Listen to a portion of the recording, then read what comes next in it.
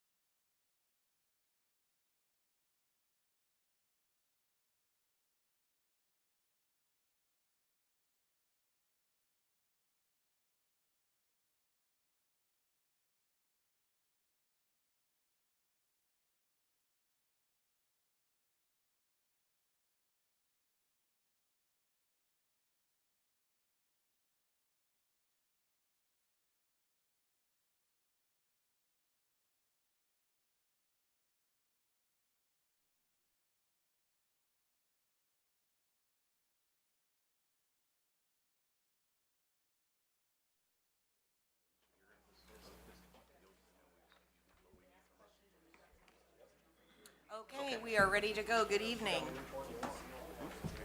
I will now call the meeting of Public Works and Safety Standing Committee to order. We want to welcome everyone to this meeting. Public comment is welcome. Anyone wishing to speak on any item on the Standing Committee agenda may do so when the item is up for discussion. You will have up to 3 minutes to state your comments. Please come forward to the microphone and you will be recognized. For accurate recording purposes, we will ask anyone speaking to please speak directly into a microphone. Roll call. Would the clerk call the roll? Roll call. Bryant. Present. Philbrick. Here. Markley. We have Commissioner Townsend sitting in for Commissioner Markley. Present. Kane. Here. Johnson. Here. And Bynum. Here. And there are no minutes to approve tonight, so we will begin with the items on our agenda, and we are moving item number 3 under the number 5 committee agenda to the top of the order, and then we will step back and go back to the regular order in your agenda packet. So the first item is a request for an honorary street name designation, which we did hold over from our last meeting. And I do not see Lydiana LeBoy, but we do have Bill Heatherman, our county engineer, here to give us an update on this item.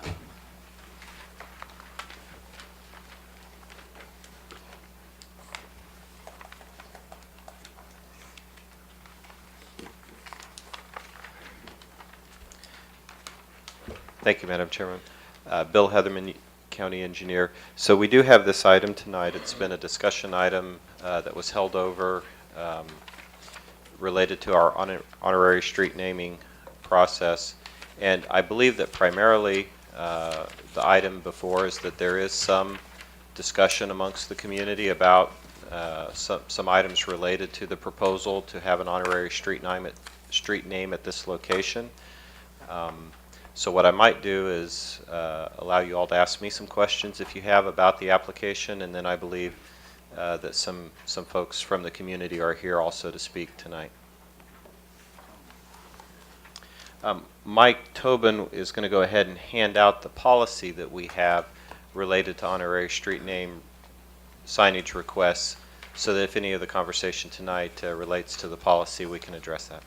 So I will tell you that, just to back up a little bit for historical purposes, in August, when we were looking at the agenda for the August Standing Committee meeting, this was the only item. And we did not feel that was a good use of public resources to call the committee and have staff here for one agenda item. So we did not hold an August Public Works meeting. And then in September, when the item was again on the agenda, this committee tabled it for 1 month because we had a commissioner in the district that had questions and concerns about this particular honorary street naming. And I have a couple of questions about the process. So I will ask those, but I would allow Commissioner Townsend, if you like, to state your position, and then I just have a couple of questions about the process itself. Okay, thank you, Madam Chairman. I attended the Standing Committee, the last monthly meeting of the Standing Committee to speak with the representatives of the Evangelistic Center, because it had come to my attention that the request for the street naming did not seem to comport with the guidelines that have been set out. And here's what happened apparently. Sometime in July, August, the Congregation of Faith Lutheran Church, who is one of the churches in the neighborhood, has been there since the, late 50s. Their congregation received a letter from Evangelistic Center with a petition, maybe one or more letters. But there was a letter that they received saying, we want to rename the street, they gave the reason, and if you agree with this, return it to, and it named whoever the sender was. The faith congregation did not agree with the renaming. They felt that the church had essentially abandoned that area of the city, even though apparently that's where the church was originally founded. So they did not return it. And so it came to my attention that this was on the agenda, and I wanted time to explore why it was on the agenda when it did not appear to comport with the guidelines. And I believe these are the same guidelines that have been passed out just a few minutes ago. And it says if the renaming, and they're talking about the honorary street request, is to be for a church, as in this case, or a pastor, and the street section has other churches along it, the petition must be signed by 100% of the churches. So that first requirement has not been met. I also expressed my concern as the in-district commissioner with the Sixth and Quindaro areas, because there were several plots of land along that strip that are owned by Evangelistic Center. And quite frankly, the condition of them is something that we would, ask code enforcement to look at or send letters to people to cut. We've got crumbling retaining walls and overgrowth, trees, bramble bushes. Now, there is some grass cutting that's going on, but I get calls and complaints from neighbors that live on the southwest corner about the condition there. So as the industry commissioner, I had some concerns and reluctance to go along with this. After the last committee meeting here, I think on the 28th, 25th, something like that, of September, other groups, neighborhood groups in District 1 in that immediate area saw this broadcast and also expressed their desire not to have the street renamed because of something that went back related to the Peregrine Falcon and Dunbar development in that area. And that's all I know about that. So I've made those individuals aware of the meeting tonight, and they can come. But one of the things that I think this gives us an opportunity to look at is some changes I would like to see made to the current guidelines. Not only do you need 100% of the churches if you're talking about a street naming, but it says 51% of landowners or tenants on properties adjacent to the section of street that is to have the honorary naming. They must sign the petition as well. I'm not sure how we're classifying what's adjacent, because I get so many complaints about the southwest corner heading south on 6th Street from people who live across the street. That may be, and I think that address is more like 605 Quindaro, 67 Quindaro. The actual renaming was across the street. There are actually several corners with the identity of 6 and Quindaro.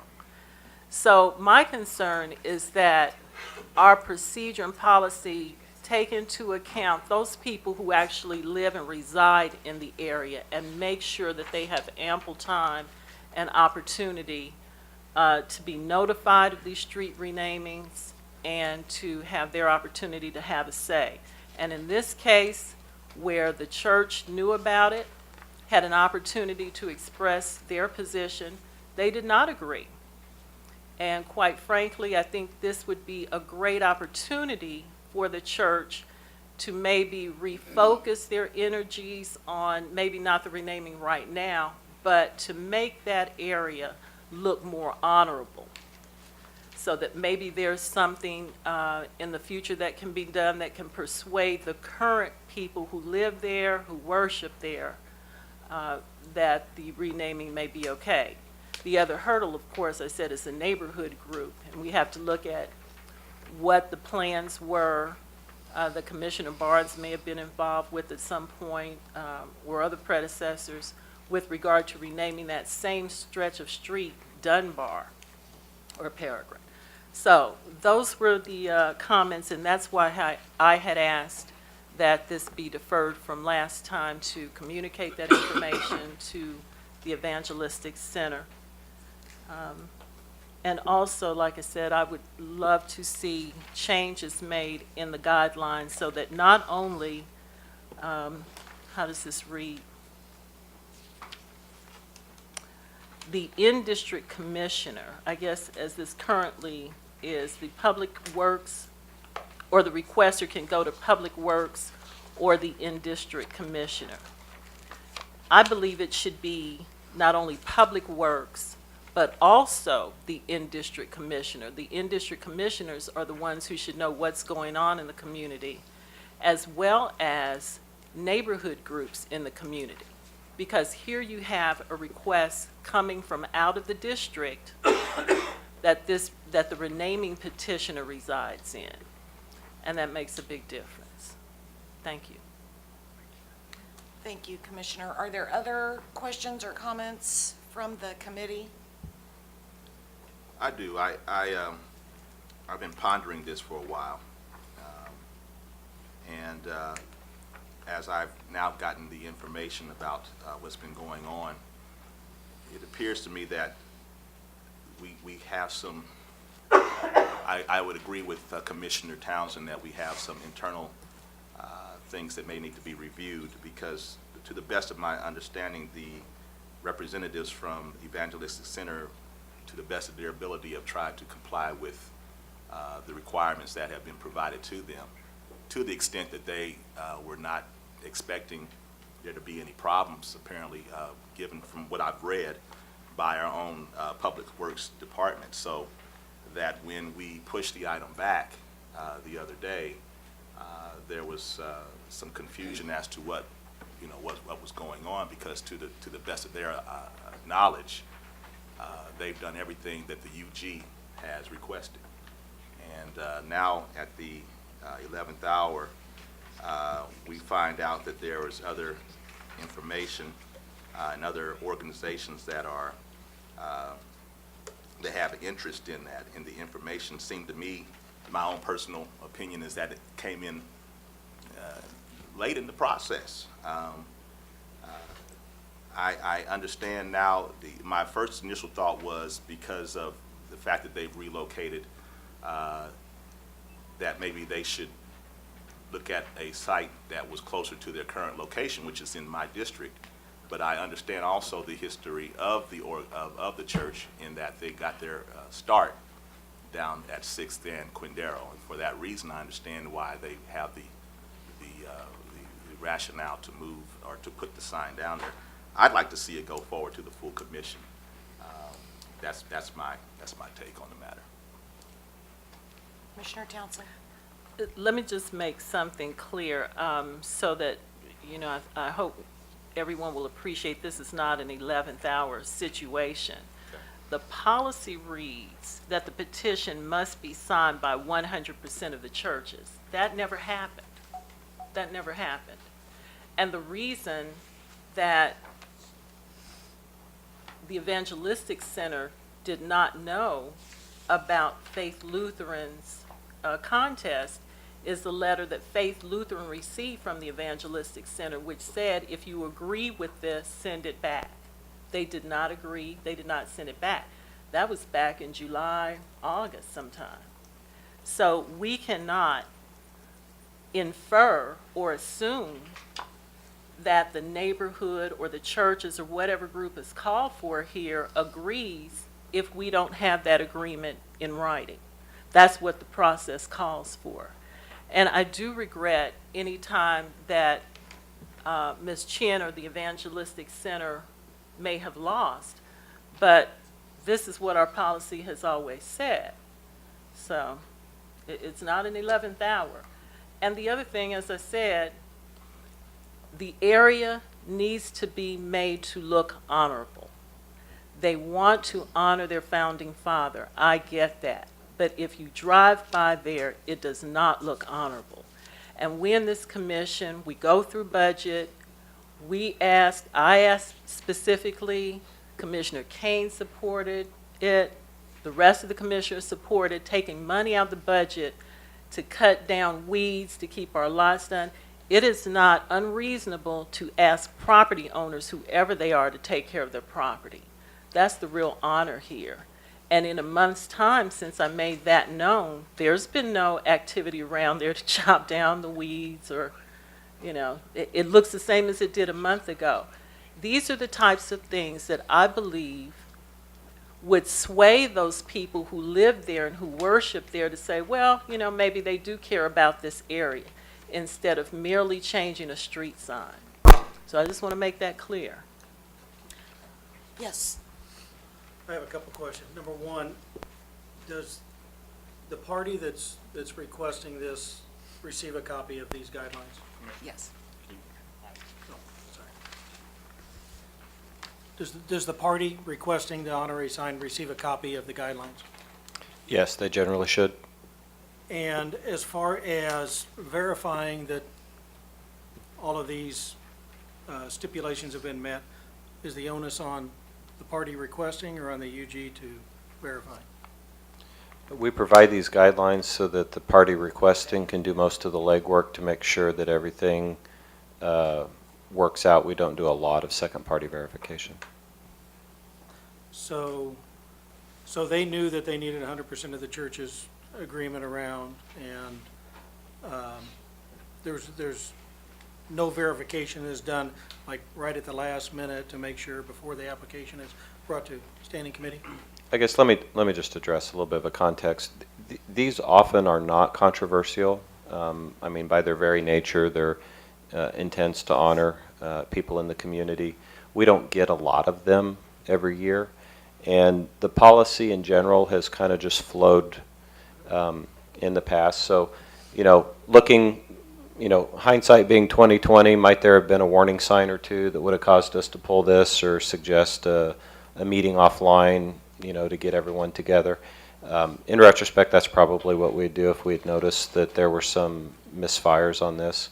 So it's typically not the role of the Public Works Department to tell the commission whether or not someone should be honored and where they should be honored. These guidelines are kind of here to just try to make sure there's some due diligence before they come, and if we missed a step, you have my apologies, but I think in general, what's really here is that there is still a desire to do something, but there is also some disagreement about what that something should be and what the context should be. So whether the policy could have prevented us from getting here or not, I think ultimately it is for the commission to determine how you want to honor the individuals involved. Commissioner Philbrook. Okay, so no pointing fingers, just requests for the future. Is that if we have, this is just coming from me, I'm not speaking for the whole commission, I'm just talking for me, that if we have some guidelines like this, and if we're asking people to do certain things, I would ask that they provide those things so they're included in the information we receive, so we know they've met the guidelines. That would be something that I would ask for. And then I agree with Commissioner Townsend, adjacent. What exactly does that mean? Is that like in planning and zoning within 200 feet? I mean, what is that? We don't know. We don't have a... I see that look. He's like, oops, I asked a question that I shouldn't have asked. Go ahead. I guess what I would say is, if we need to be technically precise, adjacent means adjacent to the right-of-way of the street in question. Unlike planning and zoning, though, we're not intentionally trying to bring resolution to a highly controversial item. So I know. if we had an awareness that somebody kind of, adjacent-ish was concerned, we would encourage the parties to sit down and kind of visit about a good win-win. So we will try to be mindful of that going forward. I believe the spirit of adjacent is, are they immediately next to the right-of-way, or when you stand out there and look at it, you would say, well, that's a pretty significant neighbor to this renaming. We would want to know what they think. Thank you. A couple of my questions have been addressed, but I think what I would like to see, and given that, no, we don't see very many of these on an annual basis, and we don't expect there to be a pushback or controversy around them. But as a matter of policy, I would like to see a couple of things when they do come forward. When they are applied for, I would like to ask that that district commissioner be made aware.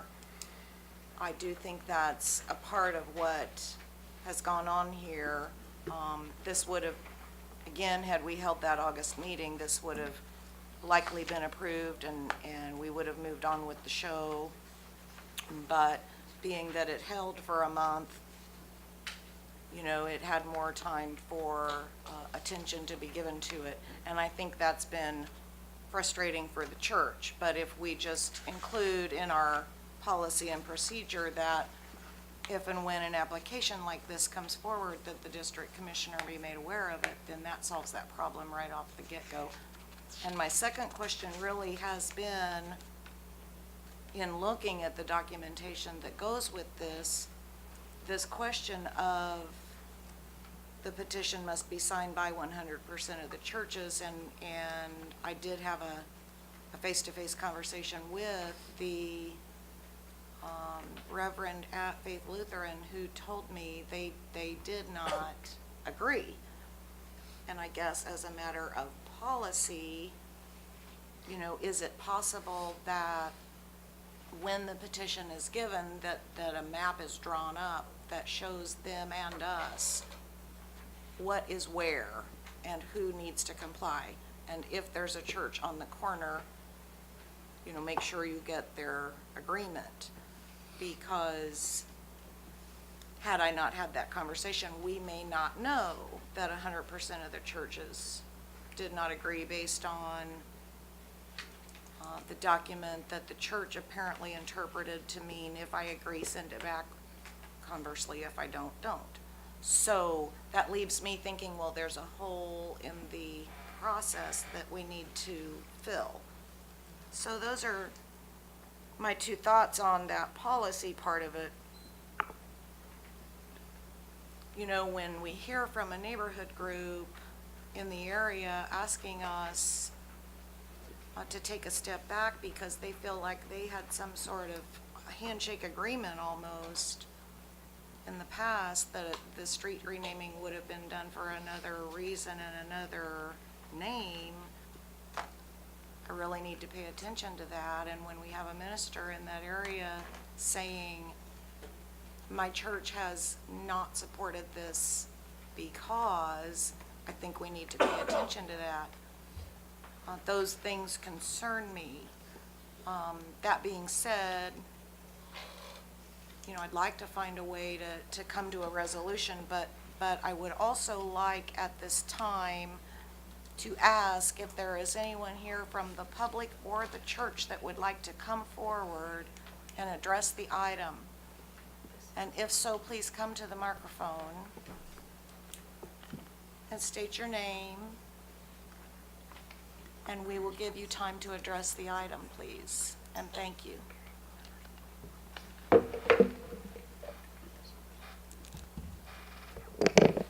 Good evening. My name is Latoria Chin. I am the chairman of the Contract Fairness Board for your city. But I'm also a member of Evangelistic Center Church.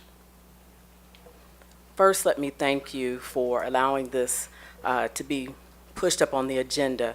I am in the first of my last doctoral program classes, and I must go to class.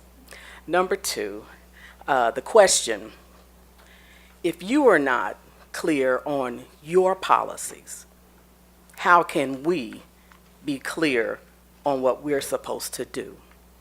We were given everything at that time. We complied with everything. It actually got to your standing commission meeting and then got held up. So we did everything we were supposed to do. Lastly, good evening. The unified government street naming blunder was meant to be. It has served as a catalyst or a mechanism in getting to the core of a more severe bleed within District 1 of our city. Vote or no vote, Evangelistic Center, we are good, and we now exit. There is a saying, in business, be men. Therefore, EC, as men and women, we surrender to whatever decision you make. This picture is a much bigger picture than a street rename. And there are serious, serious problems in District 1 that needs immediate attention. After the last standing committee meeting last month and witnessing its bizarre outcome, an unofficial, regionally based group, myself and 9 other high-level degreed professionals, well-versed in the areas of city government, economic development, urban planning, research and reporting, internal affairs, government compliance, community proposals, and grant allocations, we met and we made a pact to volunteer and dedicate our personal time and monies and expertise to microscopically research every inch of District 1, targeting in retrospect the dates of April 2013 through March of 2017, a total combination of the last and future 4 years. In this District 1 disparity report, which Group 10 affectionately we call it our D1 project, statistics will be compiled, produced, rendered, and then published in March of 2017. We have already begun. We have started with the D1 ride through a few weeks ago. We had our maps, we had our cameras snapping pictures and documenting District 1 areas of devastation, some of which you have already received. In the last 2 years, Group 10 sees a lot of things. We have seen a lot of things. We plan to cover every single occurrence surrounding, I have a cold, District 1, which is too many to name tonight because time will not allow. But there is a significant amount of work to do and goals to accomplish. We honestly, sincerely thank Commissioner Gail Townsend for decisions that continue to stimulate Group 10 to take a closer, diligent look at District 1 areas that possibly would not have had this opportunity and this valued attention. D1 leadership is too comfortable. You're too relaxed in your efforts. And between Group 10 and the next year and a half or the next 17 months, we will be watching and we will be documenting. Thank you and have a good evening. Thank you.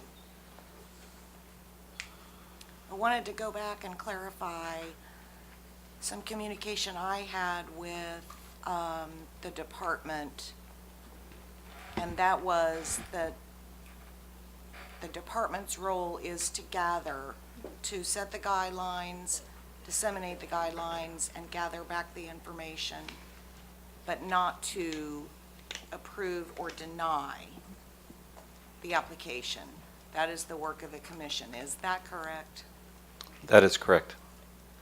And I would ask staff if you have any mechanism of knowing when we give the guidelines, whether the guidelines have been followed, because there is concern here at the commission level that we do have one item where we feel that particular guideline wasn't met.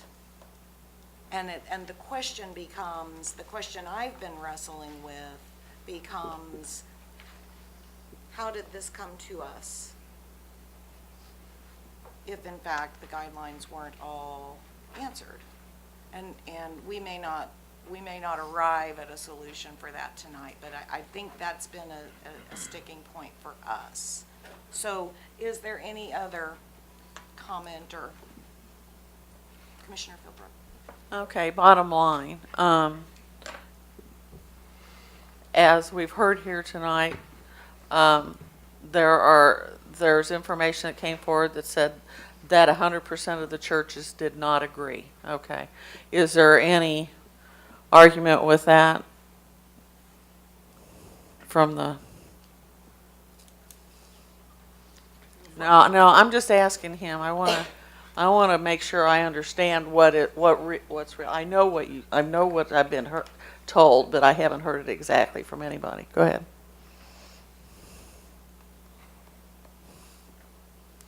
All I've gotten is hearsay back and forth.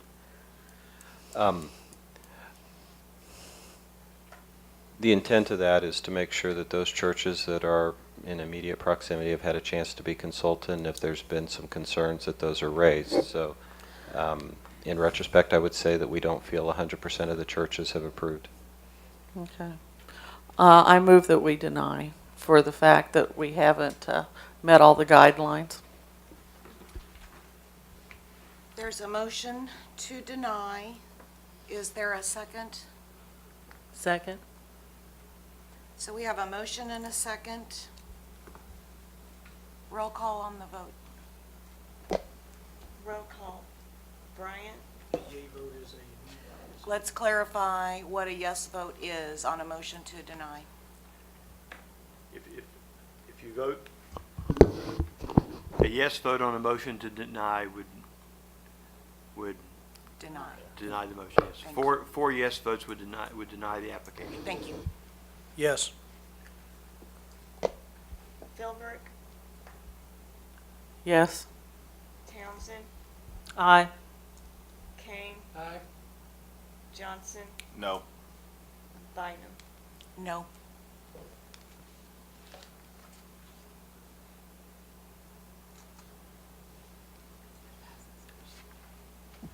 So that motion fails.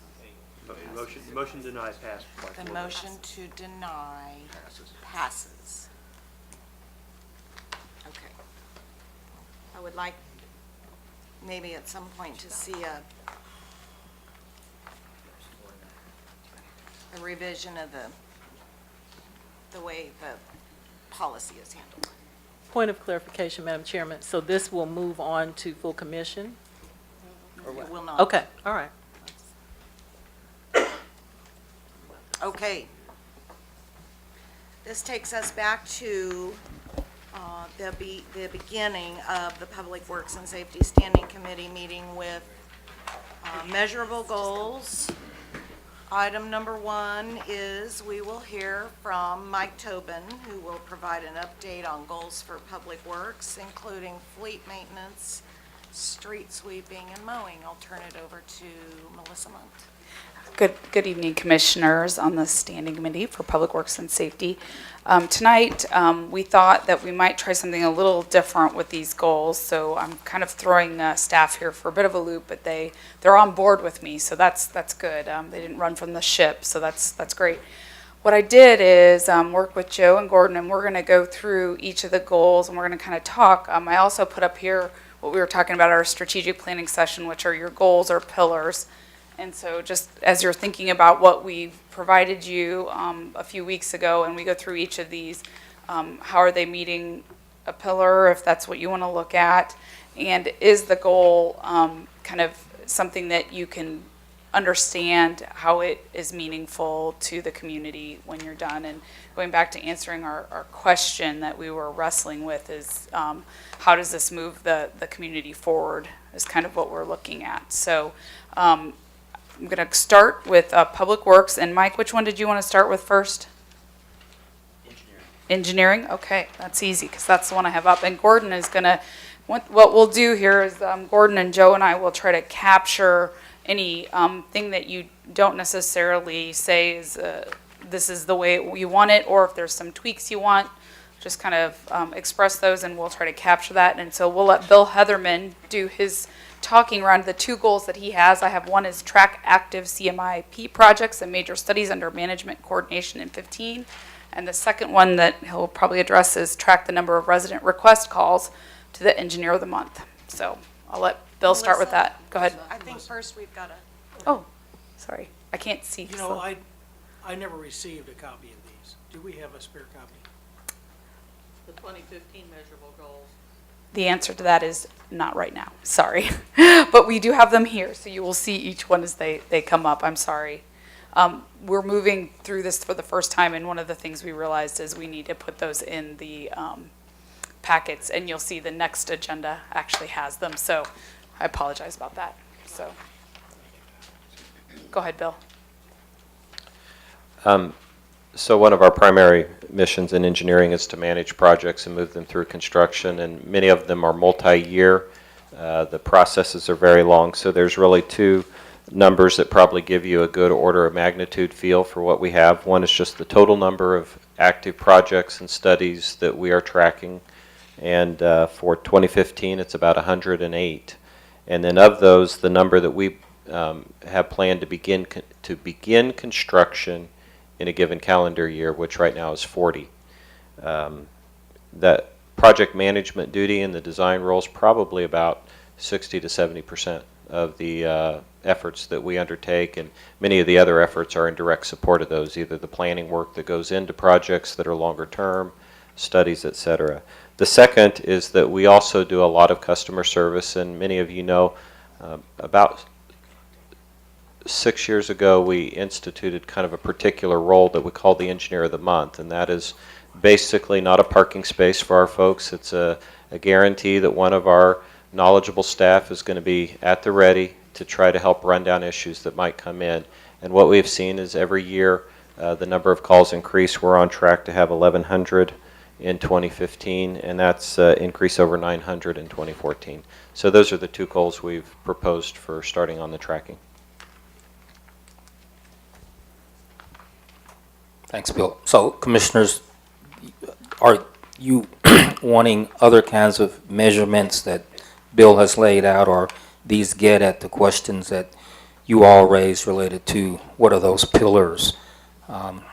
Because if there are other things that you want him to measure, that's what I need to get here. And the other question is this something that you're interested in looking at and getting reports on a regular, ongoing basis as it relates to some of your things such as, you know, infrastructure would be one of them, environment might be another, economic development perhaps. So just, is this the first one that we have under engineering something that you would like to see us tracking? Commissioner Kane?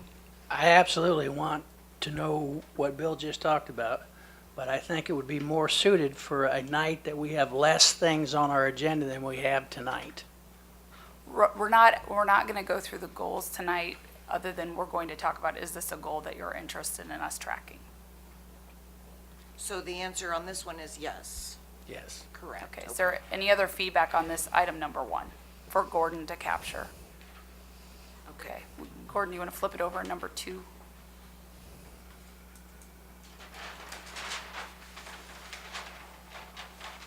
And this is the other item Bill mentioned, is the resident calls to the engineer of the month. Is this something you'd like to see tracked? And is there anything about it that you would like to see more detail on, less detail on, so on and so forth? And this was your customer services goal Yes. primarily? Yes. Commissioner Philbrook? Are these broken down into different types of requests from customer to Gordon, why don't you capture that? street? Or is it just the number of calls for a whole bunch of different things? Well, and as I understand, I think the goal is to brainstorm the kind of information the commission wants so we can take any feedback. Right now, we don't have it set up to do a lot of breakdowns, but over time, that may be something that becomes easier to do. So that's the type of feedback we're looking for, Commissioner Philbrook, is exactly that. If you're wanting to see the types of calls or questions we're getting in, Yes. that's the type of thing that we want to hear, okay? Do you track the number that you respond to? Yes, we respond to all of them. Okay. So I'd like to just stop for a moment and recognize Commissioner Murguia is at the table. She is a commissioner, and you are more than welcome to participate in this. Just so you know, feel free if you see something also that you want included. Okay, thank you very much, Chairwoman. Sure. Okay. The only other thing in that breakout types, I would like to ask you, Bill, if there's certain things that you believe that you can help us with as far, because I don't know how you would break it out in types. You know, that's your job. I would just like to know, I would like it to be as efficient and effective as it can be for you as well as us to know if we're taking care of our constituency and which things are they most concerned about. I don't think it needs to be everything. It just needs to be the top few. So if engineering and came back with sort of some ideas of how these could be broken out, we could talk about what that looks like at future standing committee? Can you do that, Bill? Yes. Okay. Thanks. Other This ideas? is exactly where we're heading with this, because we want when we give you information, to tell you something useful and also help to better support the pillars that you've laid out for the community, okay? So it's a little chug to get it started, but I think you're understanding. Okay. And that's all we have for the 2 goals for engineering. Is there anything else that you can think of from an engineering perspective? Because we will cover streets, fleet, and mowing tonight as well. So, And we may, have a thought later when we get home that we could certainly share. yeah, if you could send those to me, that would be great. I capture them and work with the departments on them, so thank you. All right, the next one that's up, Street sweeping, well, I'm not sure, is that where you wanted to head, Mr. Tobin? You want to do street sweeping next or fleet? No, we'll do fleets next if we Fleet, could. yeah. There you go. When we came before you last fall and talked about fleets, the Fleet Services Division of the Public Works Department basically is totally a service provider to the rest of the department and much of the UG, including all the police cars.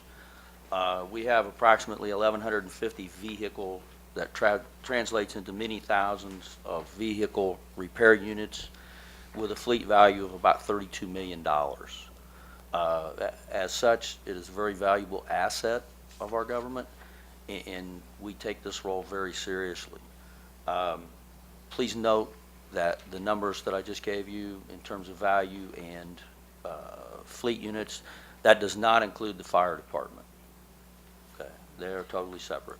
Mike, what was the number of units? About 1,150 vehicles, and that's rolling stock. That doesn't include Right. trailers or Okay. Thanks. compressors or things like that. Now I'm going to turn it over to Merle, and he'll tell you in a lot more detail the goals that we set out for this. Thank you. Merle McCullough, Fleet Manager. Kind of wanted to get your guys' insight of what kind of goals you want. I think that's the objective here. And some of the readily available goals to us with our fleet management system are our preventive maintenance compliance, is if we're being consistent. And let me start by saying that the goals that the standards that we use for goals are industry-wide standards. They're used in the fleet management industry. They do cover this data covers private and public sector, the numbers we're using for goals. But PM compliance is an important one. I think another important one that you might be interested in is asset availability. Like Mike said, we got $32 million worth of assets. We don't want 10 million of them sitting in a garage waiting to be repaired on. That's something we can track for you. Technician performance, that's kind of on me. It's a management issue. You might be interested, but technician performance. We have $250,000 worth of inventory, parts inventory. Turnover rate on that should be industry standards, about 4 units a year. We're actually a little low on that right now, but that's another possible goal that you might be interested in. And basically curious as to what you guys want to see. So what we've just heard are a few other items. We have one that we submitted to you, and that's the one that's up there by Gordon, which is track the work orders for preventative maintenance, which Merle obviously indicated was a critical one, but he gave you a few others. And if there's interest in those, are those things you're already tracking that you could share in the future with them? Yes. If they're interested? Yes. Well, I'd be interested in asset availability and just a question in general, because if you start seeing costs trending on, upward in an area, that might be important to bring to us. It might be indicative of something else going on somewhere that's impacting that. Correct. And I overlooked that one. That was the first one on my list, was vehicle cost per mileage or meter by category. Okay. We have 33 categories of vehicles in our system. Yeah. Marked patrol cars, sedans, construction equipment and stuff. So those numbers are available, yes. say that again, vehicle cost per, It's per meter, mileage or hour. depending on the type of equipment. Okay, you can just put /hour too, Gordon, because some of Okay. them clock only in hours for them. Correct. Okay, Mr. Bryant? Do you track total fuel usage? Yes, for, not the whole UG. I do for water pollution, fire headquarters, and fleet services at 50th and State.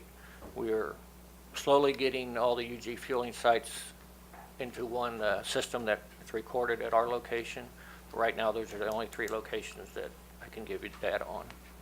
I could see that being a goal then, It would be a goal. getting it all consolidated into one place. Okay, thank you. Anything else from anyone else here?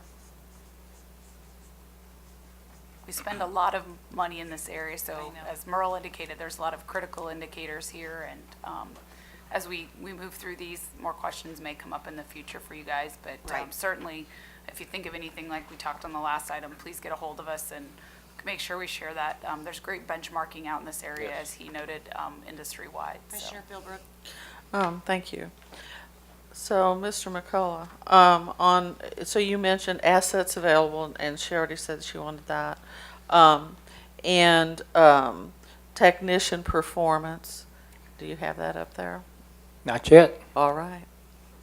Hey, if he mentioned it, then he must think it's important. I should have scratched that one. Sorry. That's okay. And Merle, know. can you maybe elaborate a little bit more to the commissioners of what that Yeah. means to you? Technician performance, way it's recorded in our system is direct and indirect hours, cleanup time, anything that's not charged to an actual work order for working on a vehicle is an indirect time.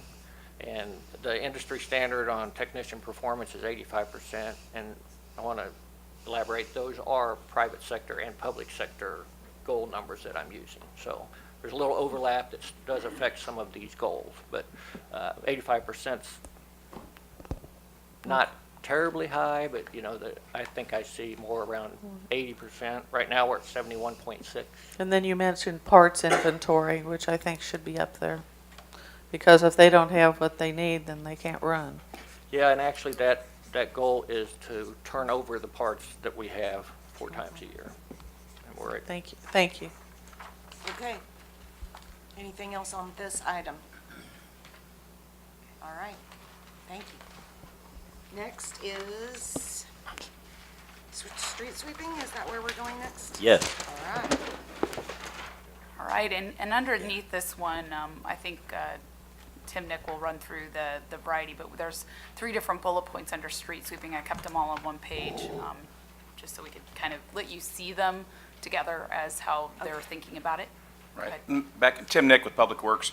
Back in January when we presented, as Melissa was saying, we had 3 categories at our sweepers that we tracked, and it was total work hours, total lane miles, and total sweeper loads collected. We run a fleet of, we've got 9 sweepers currently. We just got 2 new ones this year. So the 9 out of those 9, we normally have 4 to 5 in use per day, operated by 1 driver, and then there's a dump truck that follows behind to help. And the way we do our sweeping is we utilize our snow maps that we use in the wintertime, and that's what the routes that our guys follow. And out of that, our goals, as far as the streets throughout the major arteries, collector streets, our goal is to try to get to those at least once a month during the sweeping season. And then our neighborhoods, we try to get to 3 times a year. And obviously the biggest key is weather, on whether we get to those. So I think along with the 3 that we put there, I think the goals that we could track to is, are we meeting the Tim, the goal? what's your typical sweeping season?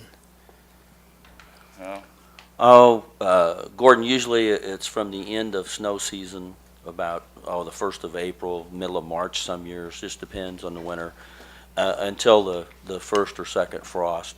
So we usually have to quit after that. And the reason for that is the sweepers, whether you know or not, are all water-based. In order to keep the dust down and to meet EPA requirements, there's water that's sprayed out as the sweepers go through.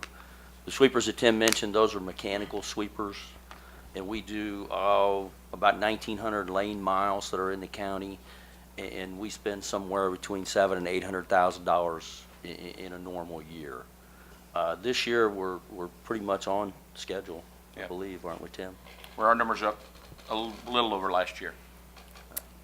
So I guess here, this comes to the question, they're looking at tracking already, number of hours worked, number of lane miles swept, and the number of loads collected. Is there anything there that's not meeting what you're looking for, or something else that we could add that would be more beneficial to you in conveying what we do with our residents and businesses? Is there a map kept of, we've been there twice, we've been there 3 times?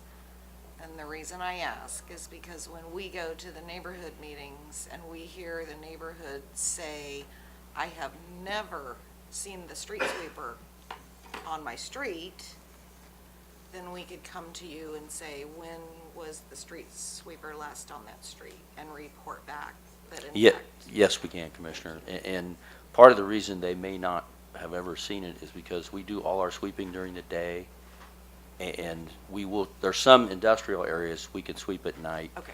But we ran into a lot of citizen complaints when we used to sweep at night. Because when I first came here, we did all the sweeping at night. Okay.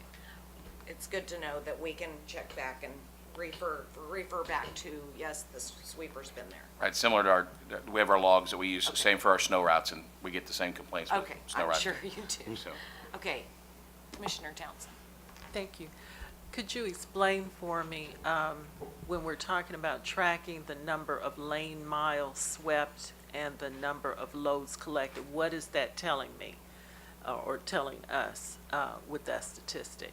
Because I really like what Commissioner Bynum just suggested. I didn't know if those two things were geared toward that, the number of streets swept, when they were last swept.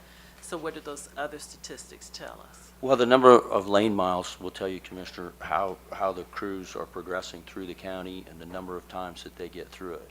So if we're going to do all of the neighborhoods 3 times in 1 year, we're going to be up in the 5,000 to 6,000 mile range, number of lane miles that will have been swept. As far as the loads are concerned, that's a variable. If we have a real bad winter, then the number of loads and the amount of debris that we collect is going to be much higher.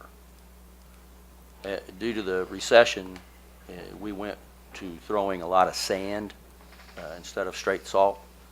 And so we put that sand out there, we have to go get it. And otherwise it clogs up the sewers. So would it be beneficial for a little bit of a clarification? I know that we put that on there, and I know when we talk about our mowing, we gave some numbers for comparison. Is that what you're wanting to see, like number of total lane miles in the community that we sweep versus how much we've done in lane miles for the year, that kind of thing, to help you understand? Well, I just wanted to know what the statistic meant. Yeah, what the target is, yeah. So if we're talking about lane miles, tells you how you're progressing through the districts? Yes, through the whole county, Commissioner, Okay. and by district, yes. So you would be able to tell me, in District 1, we've done X number of lane miles over a specific amount of time? Yes. Okay. And would that be by street? So you could identify, we went from 5th and Quindaro to 47th and Leavenworth Road, or, I mean, what is that really telling me? I mean, the logs that we have a monthly log that our crews keep. I mean, that's going to tell us it's broke down in by district of how much is done. As far as knowing the exact street, I mean, that's going to entail having to go back through the maps to tell when it was done. So that would be a little, we could find it for you, but that'll take a little longer. Okay, and I'm not suggesting, I was just wondering, Right. again, Just about right. since you're keeping these statistics, what information that gives us? And the loads collected, or what, debris after the winter, or what is that? Or in the industrial areas, you know, people discard everything from tires to lumber to whatever, and the sweepers pick it up, and then we collect that, take it out to our site at 47th and Orville, and then it's stored there until Duff and Bob picks it up. Okay, so we're talking about. 4th of July is a big for Okay. us. Yeah. So Commissioner, just to clarify, wanting staff to take another look at these logs to see if they can somehow capture what you just asked, or the log books that they currently use gets at the question you posed, or? Well, as I understand now better what those statistics are supposed to tabulate and keep track of, I'll consider what, as Commissioner Bynum said, some of the people in the district want to know, and then can come up with a better, request. For right now, it's just information for me, so I understand what those statistics are that are being kept. And I think that what they're trying to tabulate on their end is the efficiency and the utilization, not only of resources, but of staff time. Right. And also if the demand is changing, that they have that information when they go into budget time so that they can make sure they adequately make their resource requests to the commission. Okay? Commissioner Philbrook. Part of the reason why we're here tonight is because there were some of us that actually, there are things we really don't want to know about, believe it or not, until it comes time for you to tell us about your budget on how you're using your stuff. Because I don't have people asking me how many loads of stuff you guys are dumping off. Okay, that's not one of the questions that I get. So as a commissioner, that particular thing is great if you want to keep it, but it's not a high priority for me to have to track or pay attention to. Now, the lane miles and hours worked are very interesting to let them know, and the other issue around where have they been and how many times. Those things are interesting and good information, and the other I really can't do a whole lot with because they'd be laughing at me. Anything else on street sweeping? One last thing I'd like to say is, Yes. this is not an inexpensive operation. Right. It's expensive to do that. The value of those 9 sweepers is they're about $200,000 a piece. So you bring up actually a good point, because we know that we're a city that likes to have festivals and parades, and I know that after every parade, the street sweeper is the last parade entry. And a lot of times that's being done on a Saturday or a Sunday. So I'm sure that you've been doing it long enough that you're factoring that extra cost into budgets. But, I mean, that might be an additional item. I would never suggest we don't have the sweepers after the parades, but we No, have to be aware that there's a cost. We need to, and in most of those, it won't, if the parade's on Saturday, it won't wait till Monday Correct. to clean it up. That's So right. we do factor that in, Okay. Commissioner. Anything else for street sweeping? Okay, so Public Works and Parks. We've combined Joint measurable goals. joint measurable All goal right. with Public Works and Parks. All right, and I see we have now Jack Webb and Jeremy Rogers with Yep. Parks joining us. Which So one are we thank doing you. first? All right, so, go ahead. Number 1. I think we kind of tied everything to Yeah, we have 2 goals submitted. One is more of what Public Works is doing, and then the second one is what Parks is handling, but I'm sure your operations crisscross back and forth, and you may need to explain that. But the first one I have up here is track the number of vacant lots and parks mowed during the year by the Streets Division, including street lots mowed, contractor lots mowed, increase in Parks and Rec lots mowed, as well as looking at right-of-way mowing and cleanup. So that's the first one that I have. Okay, well, the right-of-way mowing and cleanup, that is all streets.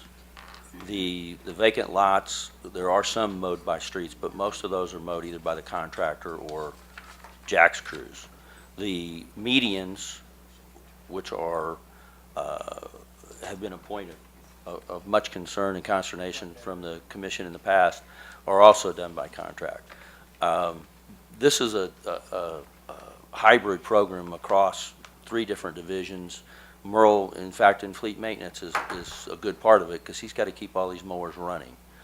And before I turn this over to Jack and Jeremy, one thing I would like to say is please note as they go through this a little bit, the past 2 years, past 2 summers have been extraordinary mowing years. We are still mowing grass right now. We have blown through the money that the contractors have gotten, and we still have crews going out there every day.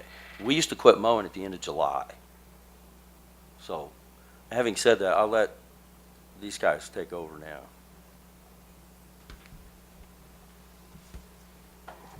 Good evening.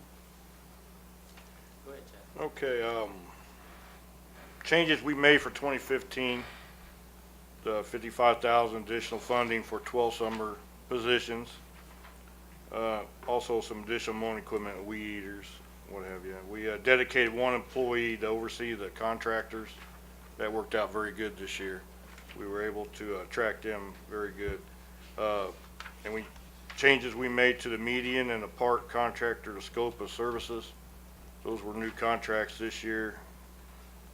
We rescoped those. And the medians, our complaints dropped to near zero. And we implemented a median spray program, which we plan on continuing in 2016. So being new here, I did have the impression during the budget season that, in fact, what you just said was what we were hearing was that those decisions made prior had paid off. Yes. And that things were trending in a positive direction. So my only question on this one is, and I think it's beyond just mowing and who's mowing and whether it's a contractor or whatnot, but if there are plantings, when we redo State Avenue and we plant, who cares for those? Is that also contracted? We do. Okay. Park staff. Park staff. So you are caring for things that are planted when we beautify as we do those major infrastructure projects?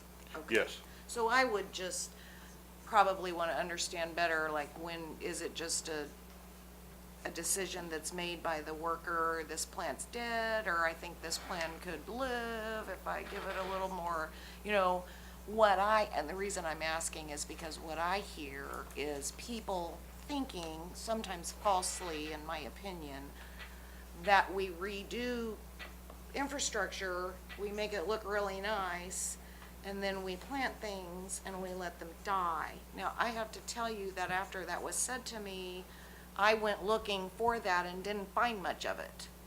But I would like to maybe capture it as a goal for, I get the purpose, right? It's beautification. So I just say that to you because it's been brought to me as a concern. So I hear you saying, when we replant, you'd like staff to come back and say, we replanted 15 trees in. Whatever it might be. And what's the plan for making sure that Okay. those stay thriving and not dead, really? Okay. And like I said, after it was said to me, I went looking for it and didn't really find it. But if there's a public perception that we're allowing that, I'd just like to be able to address it, so, thanks. Got it. If you're talking about State Avenue, we did have a rose disease.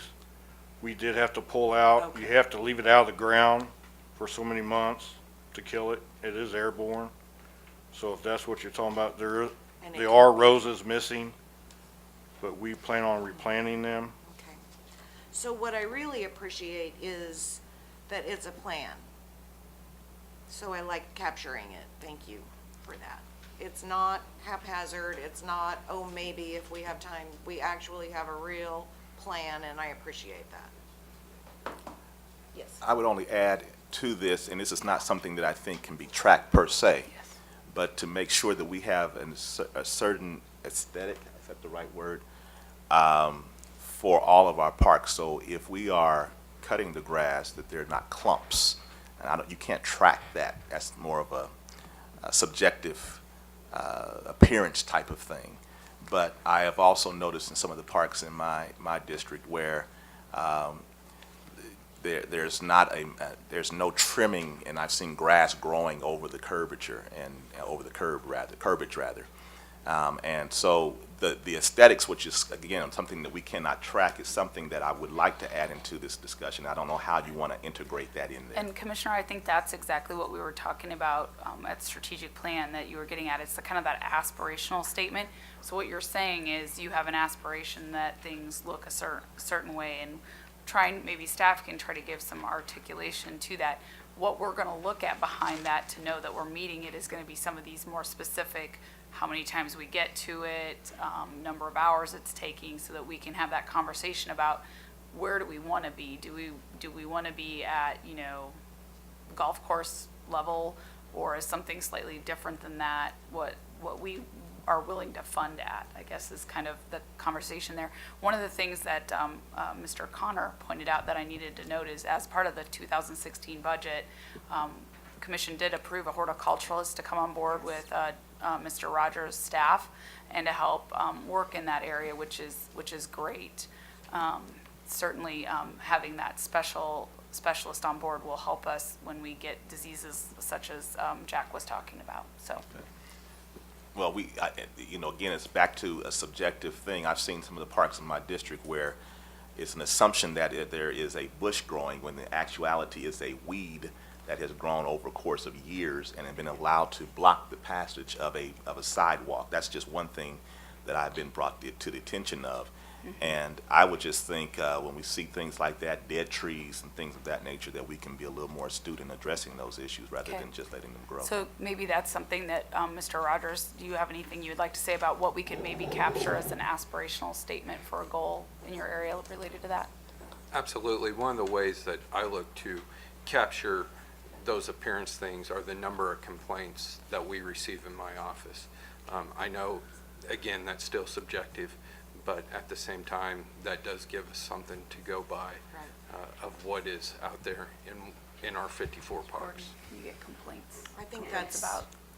So, Jeremy, I wrote here more situational awareness on the part of our staff to sort of get at some of the aesthetics questions that Commissioner Johnson raised. And I think that's a conversation with our staff about, are we seeing the same things when we drive down the street? Right. Your staffer should see the same thing that Commissioner sees when they drive down the street. And then we also want to, as I think what we were talking about is also Jeremy said a metric is complaints. So if we're doing a good job, we shouldn't be getting as many complaints. Commissioner Townsend. Thank you. I don't have a comment on another metric, but while you gentlemen are here, I just wanted to publicly thank and acknowledge you for how the parks and the streets look now compared to 2 years ago. And again, that goes back to the commission. And I appreciate that they supported asking for an additional $55,000. So these parks, thoroughfares are cut and manicured so it looks like a complete job. And you're correct. The biggest indicator of that success is that we get fewer and fewer, I know I'll speak for my district, complaints and more compliments about how it looks. And I also appreciate that when I would call and give a heads up, we've got, like I said, in District 1, the only public pool, some of the other playgrounds, especially around the holidays, that attention was paid to that. And there have been a couple of episodes in the last month or so where citizens have needed additional help picking up loads of things. And this goes to the code enforcement issues and some other things. So while you gentlemen are here, I want to personally thank you. I see it, the complaints have dwindled. What I'd like to see maybe, not another metric, but more money. If we can accomplish this with $55,000 and some jobs, as Commissioner Kane brought in with that maybe we can extend that for a longer season, because as Mr. Tobin says, you're still cutting. But now that we've gone from 13 individuals who help cut and weed whack down to 1 or 2, the complaints rise.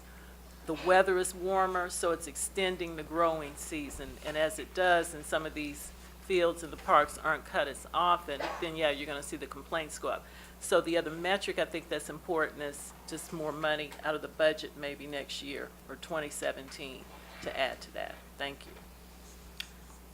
Anything else on Public Works? If not, Jane, Commissioner. Just Philbrook. another thank you. I've never seen Caw Drive K32 look as wonderful as it does right now. And this is the whole time me growing up. You guys have really mowed that. That place looks like a regular street now, and I want to thank you. No, I mean, usually it's kind of like left off It in is somebody's, kind of no man's you know, no man's land. But it actually looks very nice and maintained, and there's a lot of people that do go out up and down that street, especially since they've been working on I-70. So I appreciate that, and there's a lot of good work you guys do in my district. Welborn Park is in wonderful shape. Thank you very much. And so is Eisenhower. So here's the other one that was under the same area, but it was split up between the two departments. Reduced the turnaround time for mowing properties and medians from 10 to 12 days, and for contract mowing operations from 7 to 9. So they were looking at a reduction in turnaround time. So just wanted to clarify that we had two different ones that we were looking at there. Sounds good. Well, if I could, first of all, I'd like to say thank you for the compliments to all of us. But also, Jack has some more changes ready to implement for 16. And Commissioners, you did approve additional monies above the 55,000. We have 70,000 to work with for year 2016. And also, one of the things Jack's going to tell you about is we might work a little bit different with the personnel. So I'll let Jack speak to this again. 2014, we averaged a 17-day turnaround. With the additional of the summer kids mowing, we were able to bring that down to 13 days. During April, May, and June, we really need to be at 9 to 10 days. So for 2016, our goal is to continue the summer mowing program with the 12 summer employees. Our problem is they cannot start till like June 4th. We start mowing mid-April. To get to that 13-day turnaround, we mowed 2,500 overtime man hours to sustain that 13 days. Our goal was 12. So you can see we didn't meet that even with the summer kids. We would also, with the extra money that you guys, the 70,000, return with the 12 summer employees and add additional 6 seasonal employees. We believe we could do that with that money. That would reduce the mowing turnaround to 10 to 12 days. We continue and upgrade the median spraying program that we implemented in 2015 and continue to add detail work with the mowing. That's great. Commissioner Philbrook. So my question is, so you're saying you think you can accomplish that with the 70? Or are you saying you'd like more above that to accomplish that? Too late. I think we accomplished that with a 70. Thank you. Thank you. Good answer. I appreciate this. I think you've captured it as a goal, so that's totally No worthwhile. additions. Beg your pardon? No additional thoughts. Not right now, we're getting ready to go into non-growing season, so we'll come back to you in March when it starts growing in, and we'll have all kinds of ideas for you. Go now. I would like to, here's what I want to do. Oh, next meeting, okay. I want to thank you all for what you've brought to us. If you look at what time it is and where we are in this agenda, we still have Justice Welker with transportation and Trent Fogelson with wastewater. And then after that, we still have a couple more items, big items. So I don't want to take away from anyone's time, but if we could be laser-like in our focus, that would be helpful, would it not? Yes, it would.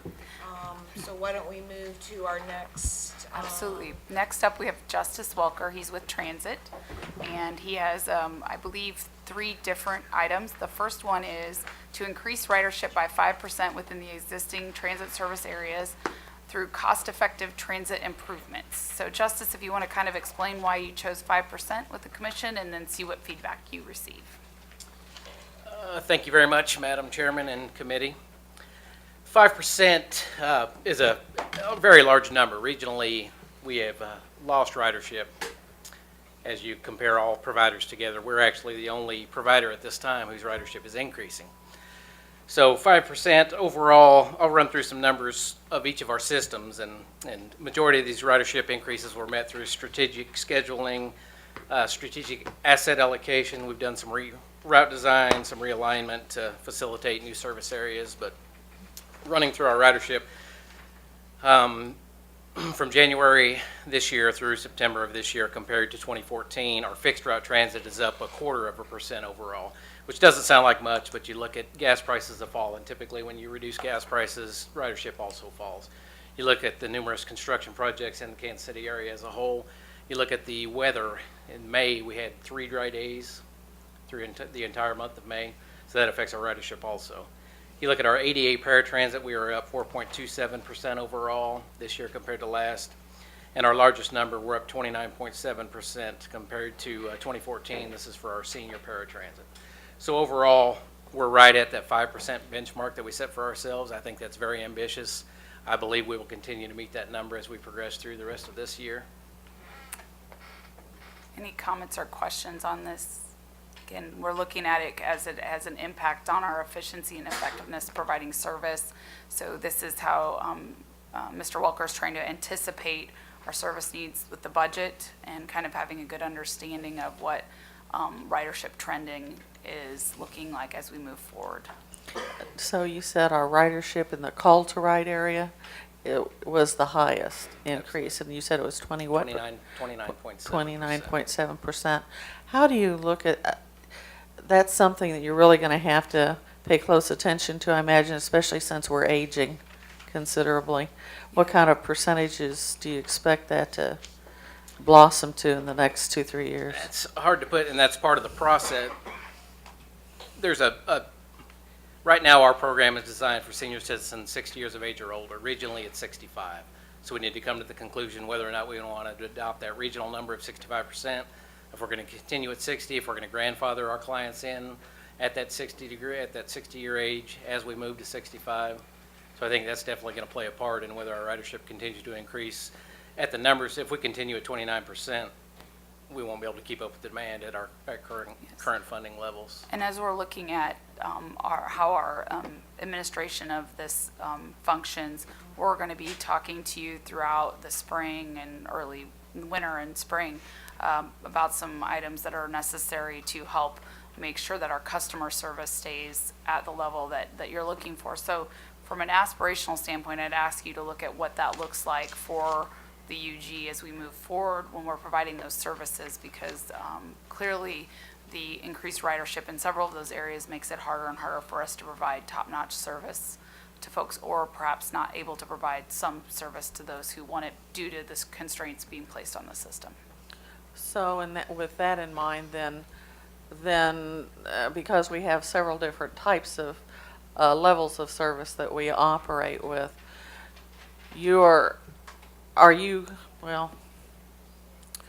see, because here's the thing, I don't know how you set goals with this. It's like, I want to take care of more people with less money. Okay. I mean, that's a lovely goal, and we're all for that. But we also know that we have a transit system that is woefully behind large cities. But then that's because we're Midwesterners and we like to drive everywhere. But yeah, I'm open for suggestions on goals and where we're going on this, because it's complicated. And I guess I would ask within that, how much of it we handle ourselves versus how much we turn over to the, to the ATA. So would you like us to come back with some other metrics or aspirational Yeah, some types other of things metrics that on where help we you? see things going, like, I wonder if you could develop a metric around customer satisfaction. I don't know, but that would be interesting. Absolutely. Commissioner Yes, Johnson, that would be did great. you have a question on this one? Well, just of that 5% increase, and I guess overall, just to see where that would apply across the city. So is that, in what areas? Customer service. Is that a flat 5% just stretched across the city with no, or is that 5% more, going to be more visible in certain areas of the city? Right. We can definitely define those numbers. We can. So you do like some kind of by route, that type of thing? Yeah, Where- and just the sense of where those routes are. What else on transportation for Mr. Welker? Anything? Okay, Yep. great. Go ahead and flip to the next one. The next one is enhance local and regional transit connectivity, which is a goal that we have with the KCATA, our partnership with them. Yeah, and this revolves around the Ride KC regionalism aspect, and some things we've done is we initiated ourselves a reciprocity agreement where every provider accepts each other's passes. That came from us. So that's a huge step in regionalism, user-friendly customer service. We've also realigned some of our routes to provide better connections to other routes. We actually implemented our first interstate route that started October 1st, where we're now serving directly the city market area, which previously riders who needed to come to Wyandotte County relied on other services to get to Wyandotte County, and then they hopped on our service. Right now we're providing nonstop from the city market area, and this serves primarily the Fairfax industrial area, so it's employees that are working in Fairfax. We're also, starting January 1st, we're going to have a connection to the Mission Transit Center in Johnson County. And also we're exploring routes to Edwardsville and other local municipalities around us to provide additional connections. So I think go ahead. We've actually received 4.7% more inter-regional fare media as compared to the same time frame last year. So that's what I like, because that's measurable.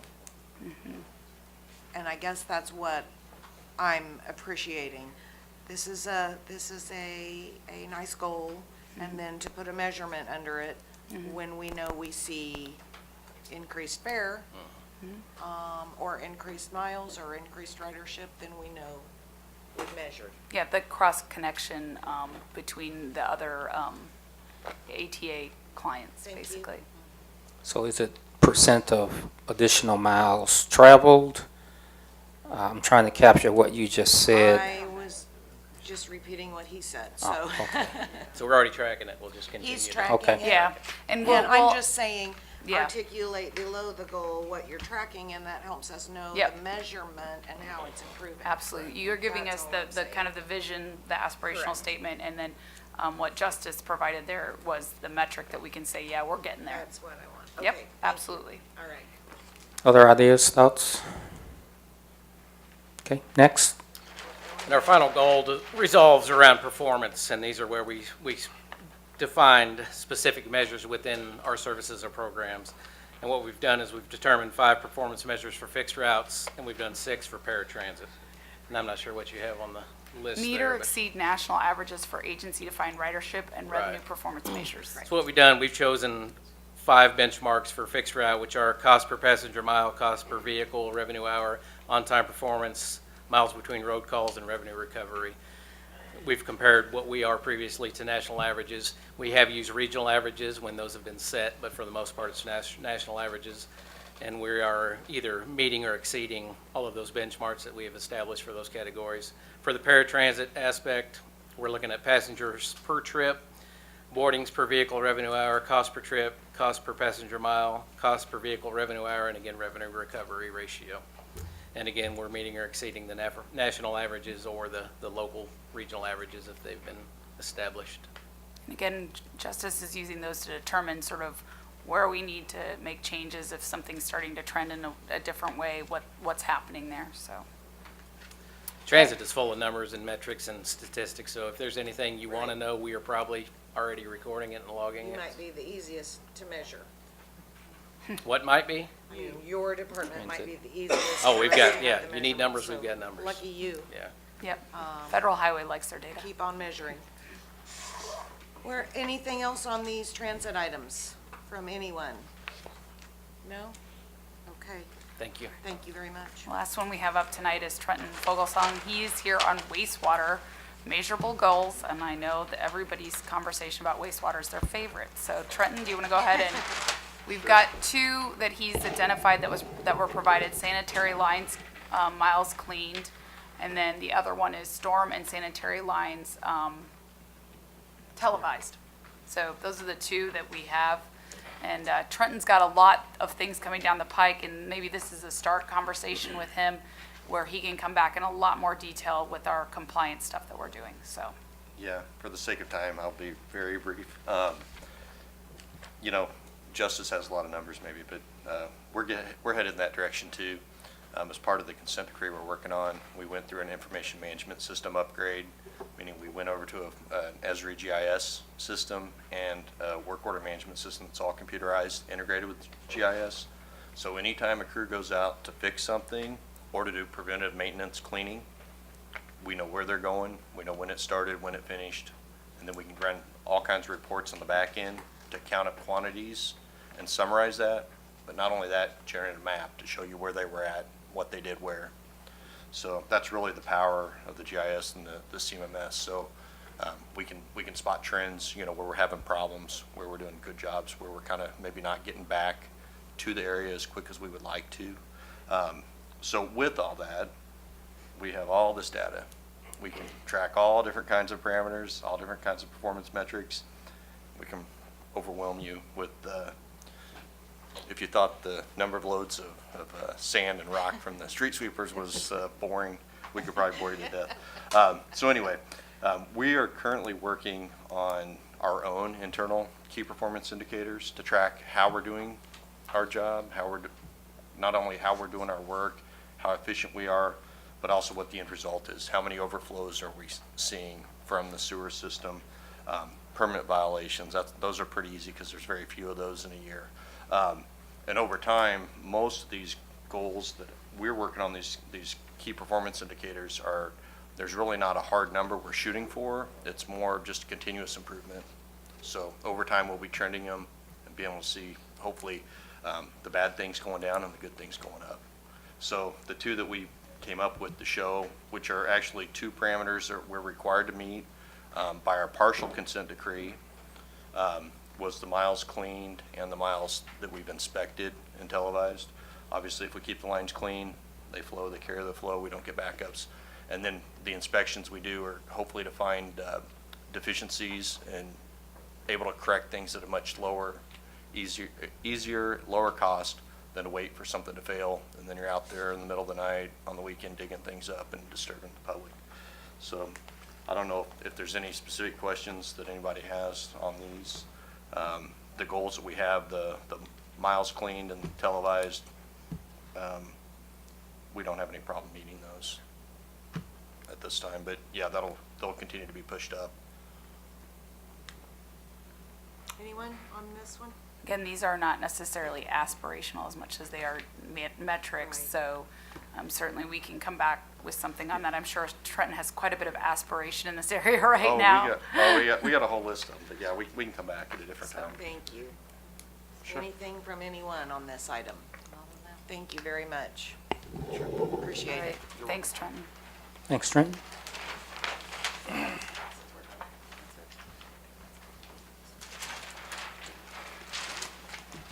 I appreciate that. That's a lot of work.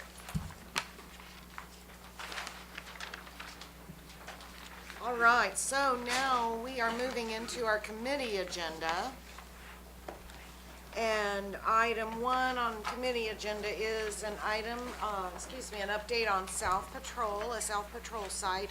And I want to recognize County Administrator Doug Bach. Also, Chief Terry Ziegler and Major Smith.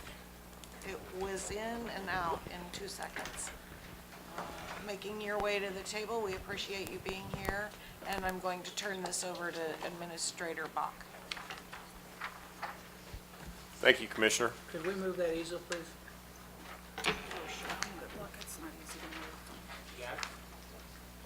All right, as we're coming back for the South Patrol presentation, really from our last standing committee action, I wanted to kind of give a quick run through. Where's the control? There it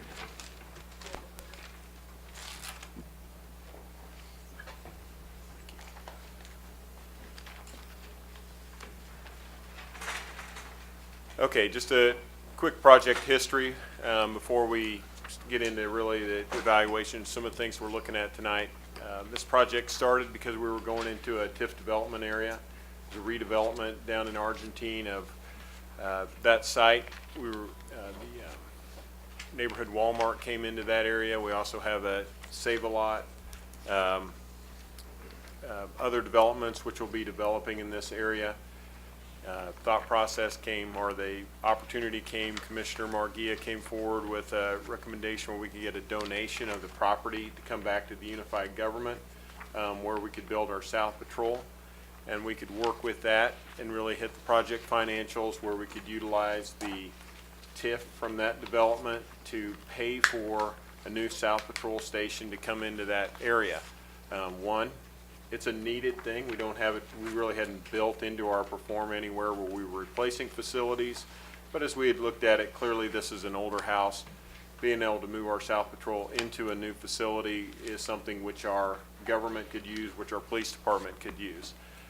Those project financials showed that we could do that over the course of the 20 years. It could produce enough revenue to offset what the cost would be, and it would be, I mean, there's some project risk in it based on the fact that would all the TIF revenues come from the site, but assuming a fairly conservative estimate, we felt that it would cover, you know, close to maybe a couple $100,000 from covering all the cost of what South Patrol would be over the years. At the July 20th Standing Committee meeting, came forth and presented what was a little bit change in the deal to the governing body so they would understand where we're at, because as we had noted, we were looking at a gift of ground to the site. That ground was going to be 2 to 3 acres, and we would build the facility on that site. As it laid out, we were going to be gifted all the site to that area, which would be a little bit more of a brownfield, and I'll go through that in just a second as to where that came. And then we had some understandings of property restrictions and CAM charges. So let me talk about these 3 items first. So first I'm going to go back to the site, and this is the location at 2300 Metropolitan. You can see the Walmart site on the left. Yeah, here, this side through here. So in this part of this area was really the area that we were going to receive to come into play, and it comes back in through here. So this would be all the area. So initially I think we thought we were going to get a little piece of property in here. Instead we have all this. So, which a lot of times you look at that and think more property is good. The concern we had and what was expressed at the standing committee last time, and here's really the outline of that property, is that we have an unusable area, or a usable area right through here. We'd have detention here, and we'd have to build another detention here. This area up here is limited from ever being used for anything because that's where they buried this site, or buried the old smelting plant on that. So that's about 1.5 acres, and you have to recognize it's a fenced-in area. Lane Ford's done a great job closing it off, and you just have that in your inventory forever. And then back in here, KDH&E has approved this for contamination fill. Now there has to be an area designated to this for contamination fill going forward forever. We probably could get this area restricted down so it's not such a big area. But I think this was the new point that came to this committee that was different from what we originally thought, that we were just going to have a smaller piece of property in here, that instead we were going to now, going forward, own all this property, assume the responsibility or any liability associated with that. So from that point, that's where the governing body, or you all, give me direction to go back and work on that point.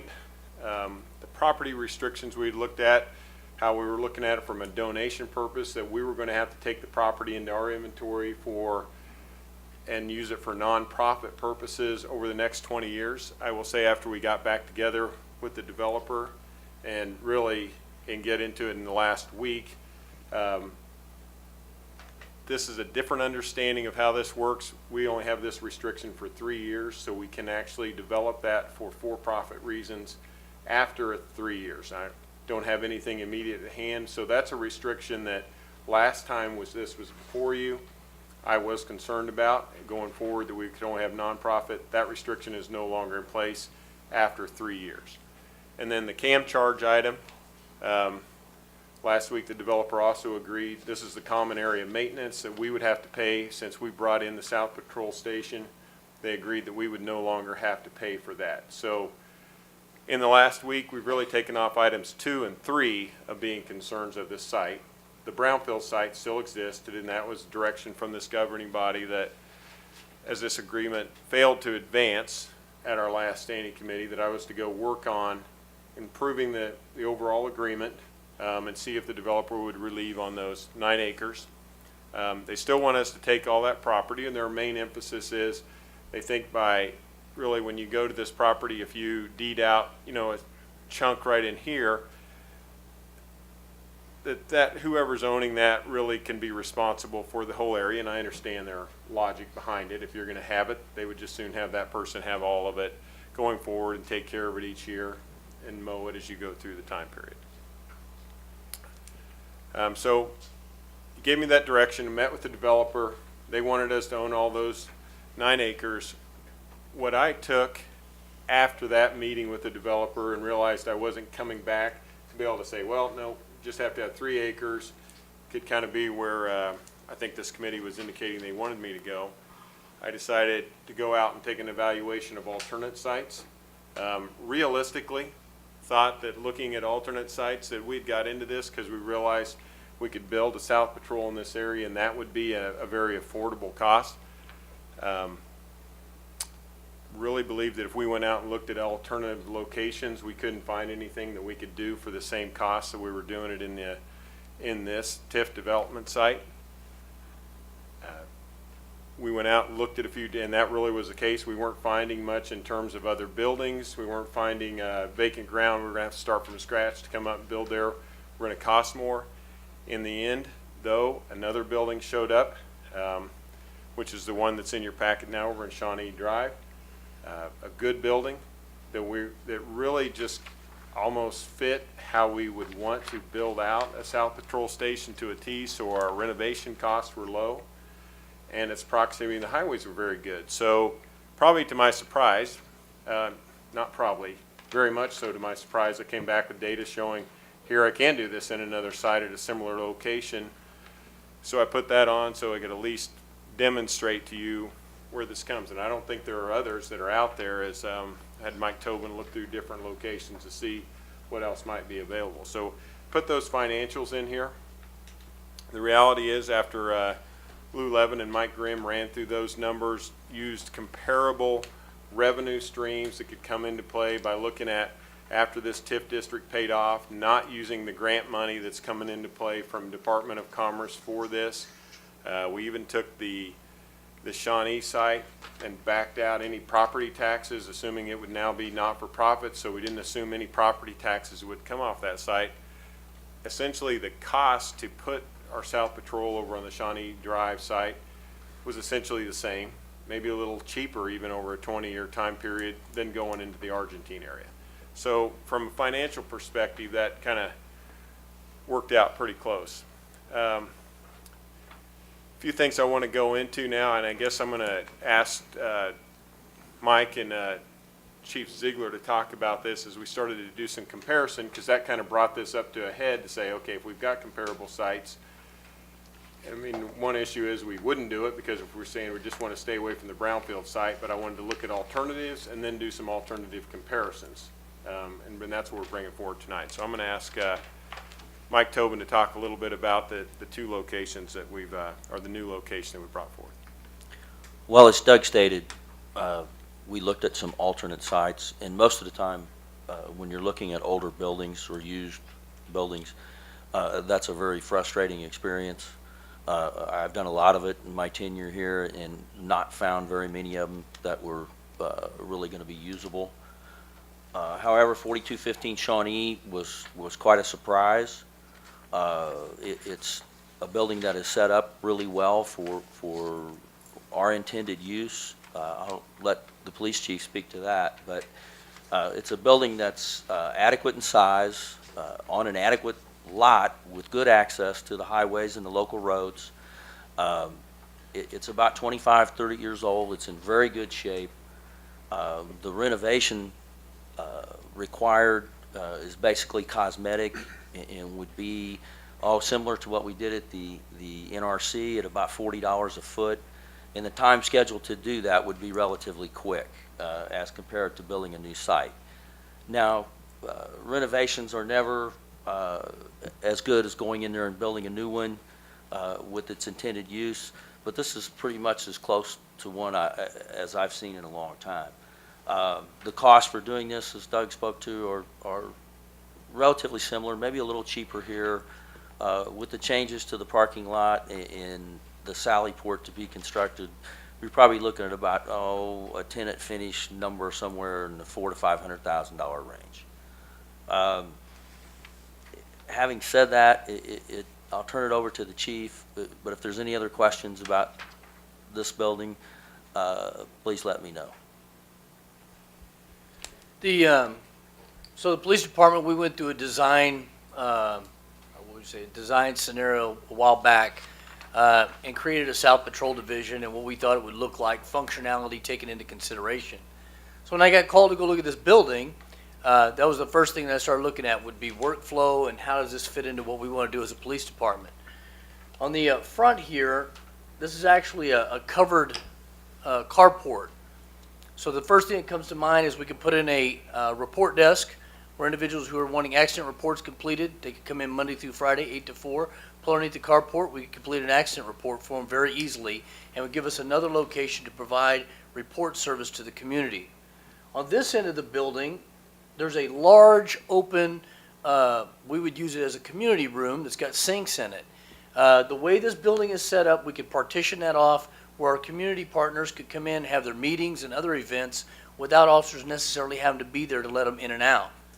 On the opposite end of the building, there's another large room that we could use as our roll call room. So when we went and looked at this, the functionality and workflow for the police department, it would work very well. There was discussion of adding a carport on the back here, which we would put our lockers in the center. Officers would grab their equipment, go right out the door, which would be there by their lockers. I really, really like the layout of the building. If you have any questions about that.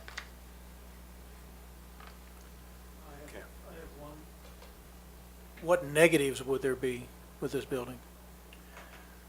Probably I would tell you that the location of this building is probably not one where the police cars coming and going would add to deterring crime in South Patrol. Where this is located is kind of a commercial setting, some residential. You wouldn't have high visibility in the community as you would down in Argentine. And Chief, maybe you just want to talk about that from an overall location of the two sites, how they compare. Any thoughts on that? This is where we're currently located. This is South Patrol. This is the boundary north. South Patrol runs this entire area. So you can see our current station is kind of in the middle. This is the Argentine location. Good access, metropolitan, good access to 18th Street, kind of centrally located where most of our calls for service are at. The second location that we looked at on Shawnee Drive, this one truly is kind of in the middle of the division. We don't dispatch calls from our substations though. So what happens is our officers are on patrol in all these different districts. So deployment really isn't a concern per se or an issue. The second location does have good access to I-35, Shawnee Drive that cuts through, 42nd Street that cuts all the way down. to Speaker Road. You can also go south on I-35, which can get you up in Rosedale area pretty quickly. Looking at the two sites, if I'm looking at the question was the drawback. This site is good for accessibility to roads, but it really doesn't put us in the community like we had planned. The community room was important because we had hoped by going to Argentine, there are a lot of residential housing in this area, which would see our police cars coming and going from that patrol station, provide an opportunity to interact with the citizens. The original plan that we came up with had we were going to put a basketball court outside the patrol station so that when the officers got off, they could go interact with kids playing basketball. Out of the two, I favor the Argentine location just because I think that we're going to get more bang for our buck when it comes to the impact of police coming and going from the substation conducting regular business. I think as we take that list, and these are probably 5 different scenarios in looking at and answering some of those questions, you know, the locations of the two, as we've gone through it and really talking about the building design and the location. So the building design is kind of a wash because somewhat finding that, well, this new building, there's some layout things in here we preferred. We're on a build design on the new location, so we may, if we choose to go to the Argentine site, we would incorporate some of those things and maybe go, even though we had an architectural firm that had volunteered a lot of their time in working with it, we'd probably use some of the concepts from this design into that one because it, you know, once you walk through it and see how free-flowing it kind of works well with it, it would be things that we would probably use for it if we were going that location. The chief just went through the location operations. Both work well within the community. The financials, I think that's noted here. If you want more detail, if you want us to get into it, but my assessment and that with our chief financial officer is they're about a wash. You know, a couple $100,000 difference between the two, but over, you know, a project that's $2.5 million over 20 years and the cost that there would be about the same, I consider that about the same. You know, when you're investing in something you're going to be in for the next 40 or 50 years. And then from a community development impact, I think the chief spoke to it from a community perspective more from, I will say, having the advantage of having our South Patrol in a part of the community where we interact more is probably more advantageous. I will also say I believe that it's better from an economic development standpoint, and I would probably ask, Hunter Harris is here. He's with Lane 4. I asked him if he wanted to come tonight and speak to anything about this. He is, whether or not it's something he would see as an advantage to his project or not. So as part of that, Hunter, if you're free to speak, I would welcome your comments to the committee. You've been a partner in this project since we started. Well, thank you. Good evening. And first and foremost, we appreciate your partnership in this project. It's been a 5-year process or more. I was kind of counting it all up from the first idea that we could take a former EPA Superfund site and deliver a world-class grocery store to a food desert. And as I'm sure you can imagine, based on working with EPA, KDHE, your process here, it was a very, very challenging project. With that being said, just a couple of pieces of information. Obviously, Lane 4 is very thankful to be involved with the unified government. We've accomplished some really great projects together, 39th and Rainbow, the Northwood Shopping Center renovation at 47th and Mission, Argentine, and we're constantly out working on others. With that, as part of this partnership, we're very pleased to offer this site at no cost to see this development happen here at Argentine. And while we are a for-profit developer, you might ask why that is. And it's really because we think when Walmart's lease comes up in about 19 years now, if there's a South Patrol here or not South Patrol here, we think that's pretty fundamental in their option to choose to renew. And we definitely prefer to see them stay. We have no understanding of their decision-making, particularly 19 years from now, but we imagine that your continued commitment to this project by placing the South Patrol here is going to aid in their favor. In addition, we strongly feel that placing South Patrol on this project is going to better enable us to continue to market pad sites for retail users. We all started here together. We made a large financial investment in this project, as did the unified government, in what I think is a very, very successful role model for how public-private partnerships can work, and we look forward to continuing that. And with all that said, support your decision either way and look forward to continuing to make investments in this community. Thank you. Thank you, Hunter. So I guess in the end, you asked me to do some evaluation of the area, to go to it, see what I could do to improve the development agreement from where we were. It is a better development agreement in terms of we no longer have the can. We've clarified we don't have a property restriction on the site for 20 years. It is there for 3, but I don't really consider that to be too big of an issue. There's a lot of development that happened there before we'd be back in this site. We do have the brownfield issue, and that was the issue I was trying to make clear last summer when this came before you. We are assuming a greater responsibility in having the whole site, and we do have a piece, 1.5 acres, that we would have to take care of for as long as we own the property going forward. Essentially now that's just making sure the cap stays on, it stays mowed, and stays clean. There are a couple payments you have to make to EPA in the coming years. They're not huge amounts. I think they're like $12,000 or $15,000, you know, so there are notable amounts a couple times in the future we would have to take that on. But I also looked at it, here's alternatives. From a cost perspective, the alternative is about the same, and we could provide a good new or rehab South Patrol station if we don't want to take on that brownfield liability. But if we go to this area, you know, with that, taking on that space, we are, I think, making a greater presence of our police department in our community in an area that is being redeveloped. And as Hunter said, they've invested quite a bit of time and money in, as well as our community has, in making that a new park. So with that, myself or any member of the committee, or I'm sure Mr. Harris too, would stand for any questions you may have. Commissioner Kane? What is staff recommending? I know for a while it sounded like you want to go there, then it said you didn't. So what is staff? You tell us what you're recommending. You know, I don't know that we're coming in with a hard recommendation, Commissioner. And I struggled with that, stepping back from it and saying, after I've gone through and done all of this evaluation, I really thought it would be quite clear from a financial perspective. It didn't work out that way. I don't feel that the concern of the brownfield is really a big issue. And I think the impact of South Patrol in the Argentine area, you know, is a greater for our community for the long term.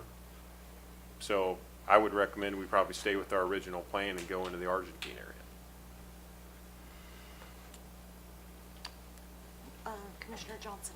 I was going to ask, Chief, are you in agreement with that general thought? Yes, I am. I like the building on Shawnee. If that was put in Argentina, that would be ideal, because walking through and being able to see how the work would flow was real important. So it kind of brought the whole thing together, but I like the Argentine location much better.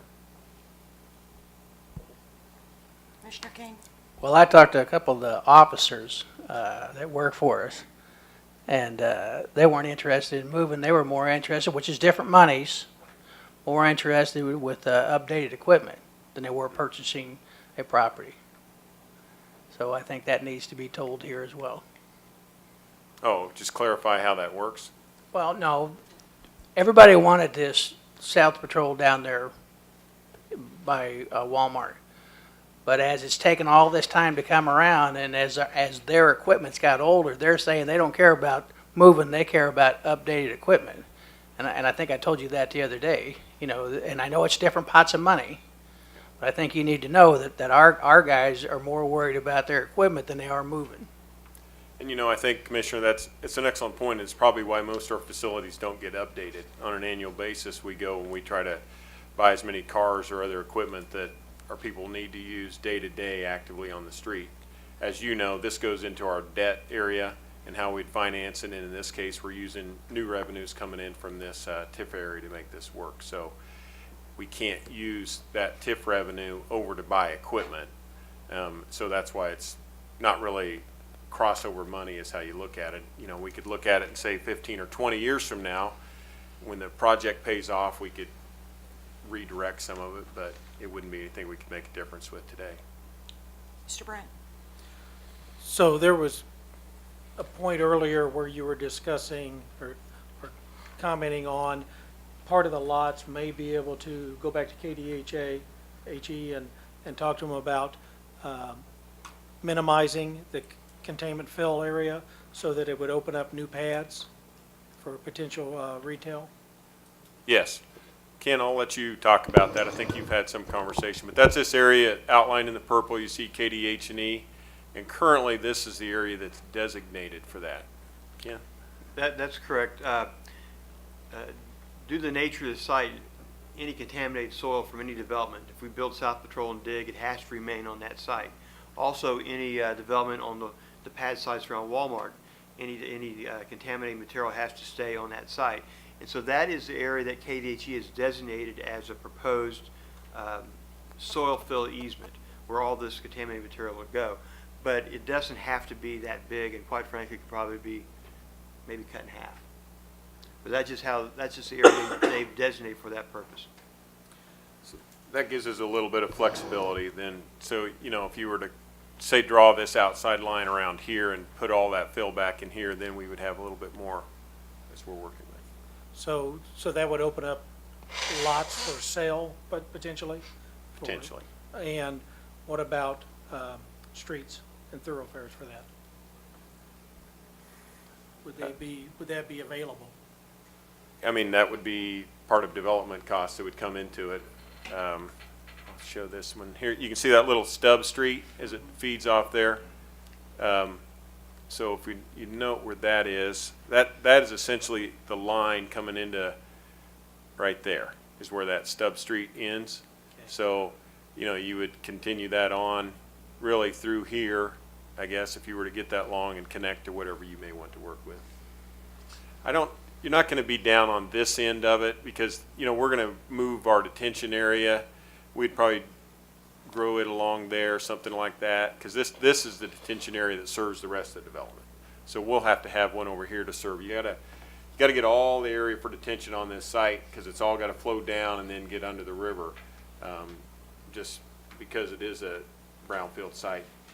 You know, you're limited in how deep you can go in any area. Commissioner Townsend? Thank you. I would like to understand what has changed from the concerns or what the issue was with the brownfield site based on this comparative that you've done. I did not participate with this committee the last time this came up, so as I read through the packet, I understand there were some concerns about having to, I guess, take on additional land. So what has changed since then to alleviate those concerns? I don't think anything has changed from my perspective. I mean, these are still areas that we have to take on, and I think that's an issue that I made clear with the governing body when we had that last standing committee meeting that, you know, initially we were coming in thinking we were only going to take 2 to 3 acres of property, and I was conveyed to this board that we were going to be taking on, 9 acres of ownership, 1.5 acres, which included this area, which is clearly restricted from anything ever going on to it and is nothing but a liability to take care of as long as you're the owner. We didn't go into this project. It was clearly never conveyed to this governing body when we said we were going to get a piece of property that we were going to have 1.5 acres that we were going to have to care for the life of it, go in, mow it, clean it, whatever. And I was making that point clear to you. And I think the concern of this group was that let's go out and work this deal and see what else we can do, if we can better the deal on our part and whether or not we want to take on that responsibility. I don't think, you know, it's a cost to go in and mow it a few times a year. I mean, I think you just had a discussion on that. I mean, anytime you take on additional property, you have to take care of it. This will be ours. No one else is going to ever take that property from us. The rest of the property over here, you know, I'm hopeful. And since we don't have the restriction as to it could only be nonprofit, we ought to be able to, in some term, maybe get somebody else to buy part of it. and then they can take care of those outlots in and around there. But from an the concern of we're taking on a brownfield is still there. It's a bigger parcel of property, and I was just making that clear to this group when it came before you last time, and that's where I was given direction to go work on it. So something I just heard you say, from the last time, there's some restriction though that has been alleviated related to the brownfields, how it can be used or the possibility it can be purchased? Yeah, that really didn't have anything to do with the brownfield itself. The developer is donating the property to us. And most of this was probably just clarification we had from a legal perspective with them. How we had that in play was that we were being restricted, that we could only do nonprofit use of any property we took ownership of, for the next 20 years or while we had it. Their intention was that we just met what the IRS restriction was on this property, which is really just a 3-year restriction to be a nonprofit. So we clarified that with them, and they're fully on board that 3 years is all that they're concerned about. So that gives us more latitude as to what we'll do with that property going forward. Okay. And one other question I had about the design, it sounds as though, brownfield issue aside, the location in Argentine, I guess the first site that was selected for new construction, seemed to be favored because of the visibility impact. If there's new construction, what is the possibility of taking some of the design aspects that you like of the building already constructed and having them incorporated into a new design? Is that possible? Would that significantly raise cost? Commissioner, that's definitely possible. That's something that we would consider. As Doug stated earlier, it's a design-build project, and the property questions held us up moving into design. But certainly, once we start moving forward with that, we will certainly incorporate what the chief likes into the design. And Commissioner, I think your question, or that of the way the layout is probably not a cost increase issue. The finish issue is usually where you come in the way you're doing it. I don't think that's what the chief is concerned with, or those costs associated with that. It's just maybe the way the building lays out on the site. Thank you. Mr. Bryant? And the CAM charges, that basically was, I think, 16% or 13 or 16%. The UG would be responsible for the snow removal and It was for, maintenance. yeah, ongoing road repair of those coming into the site. Just up to the property line that would be UG, right? Correct. So it'd essentially be this road coming through here and this road coming down off there, and we'd have percentages of those costs coming in. We'll have whatever charges we have to upkeep our property. But the charges that were going to be for the Right. existing will no longer apply. Correct. Once we leave our property, the developer and the future owners of this area will assume those going forward. Okay. And to that point then, so as we look at it from a due diligence perspective, the issue with regard to the CAM payment and the property restrictions relative to the brownfield issues, the fact that we've gotten those modifications now make it a little bit more easier, I suppose, or I don't know if the word is easier, but for us to stomach the idea of having the brownfield, having complete responsibility for the brownfield, since we've had some concessions, I suppose. I think it makes the deal more attractive. Actually, an add-on to that line of thought would be, the amount that would be annual costs to KDH&E and EPA or anything for inspections and Yeah. ongoing. How many dollars, how do those dollars compare to the dollars that would have been in the CAM charge? Ken, you probably remember, I think the years that they're in play, they're about $15,000. Yeah, there are originally 4 payments of $13,000 every 2 years. The first payment's been made, the second payment is due this month, and so we don't own it. There's a payment in 2015 and 2017 of $13,000 to KDHE. KDHE has also indicated to us that they think the annual monitoring fees and that we have to reimburse them for their costs would be in the neighborhood of $1,000 a year.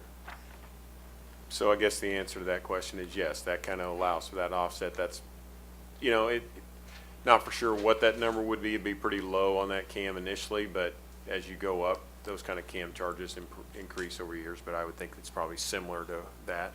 So it's really kind of a direct offset in that regard for those years. Questions? In the packet, site number 1 was 2300 Metropolitan, and the cost was 2.6 million. Alternative 2 was South 42nd Street or Shawnee Drive, and the cost was 1.7 million. So that's $1 million difference in cost. But I've heard you say tonight that you believe the cost differences between the two projects to be almost negligible. So I guess I have a couple of questions wrapped together. The governing board voted a year ago or so 1.8 million in bonds. Is that correct? I believe that's correct. That's correct. Cost of a South Patrol building on Metropolitan is 2.6 million, according to the packet. So where's the other million going to come from? Right. Or I should say 800,000.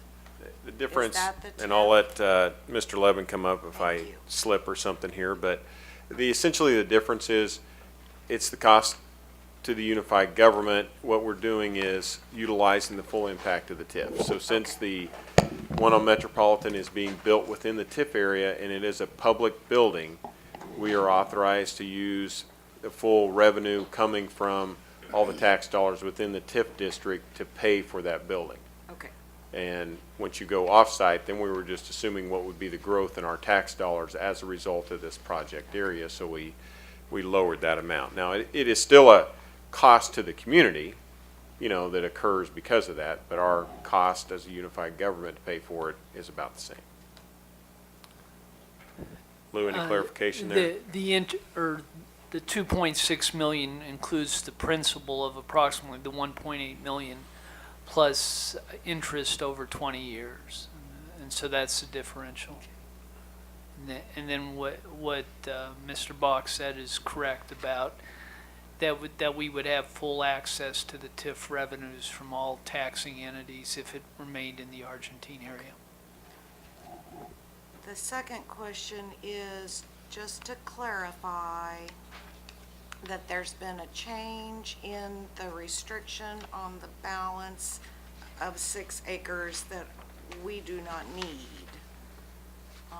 in order to build the South Patrol Station, and that the newly negotiated agreement could include future potential development there that's of a for-profit nature. Is that correct? That is correct. Okay. And that's a 3-year wait. Right. After 3 years, then we're free. Ken, is that correct? That's correct. Initially, the deal is proposed that because they're donating the land, so they're getting a charitable contribution from the IRS. And so the restriction was that it had to be used for public purposes, and that would prohibit us from doing for-profit activity. But now it's just that we have to comply with the IRS code, and the IRS code requires that we fill out forms of any change of use within a 3-year period. So then after that, we have no further obligation to the IRS. Thank you. My last question is more of the community nature, so really, you know, there might be answers from a variety of places, and I'm kind of looking at the chief. You stated that you feel the Argentine, I think you said, from a community perspective, you feel the Argentine location is better than the Shawnee Drive location because the reason I'm asking is because they both strike me as a mixture of commercial and residential. And so I just need more kind of clarification on how you see one being better than another from that standpoint. If you look at the Argentine location, everything south of there from Metropolitan is completely residential. So our cars coming and going are going to be in that area. We also have some multiple family housing units in that area that have been problematic in the past and have been high calls for service location. I do think that by putting the South Patrol Station there, that will help stabilize some of the activity there, as well as just, we will be much more visible in the community.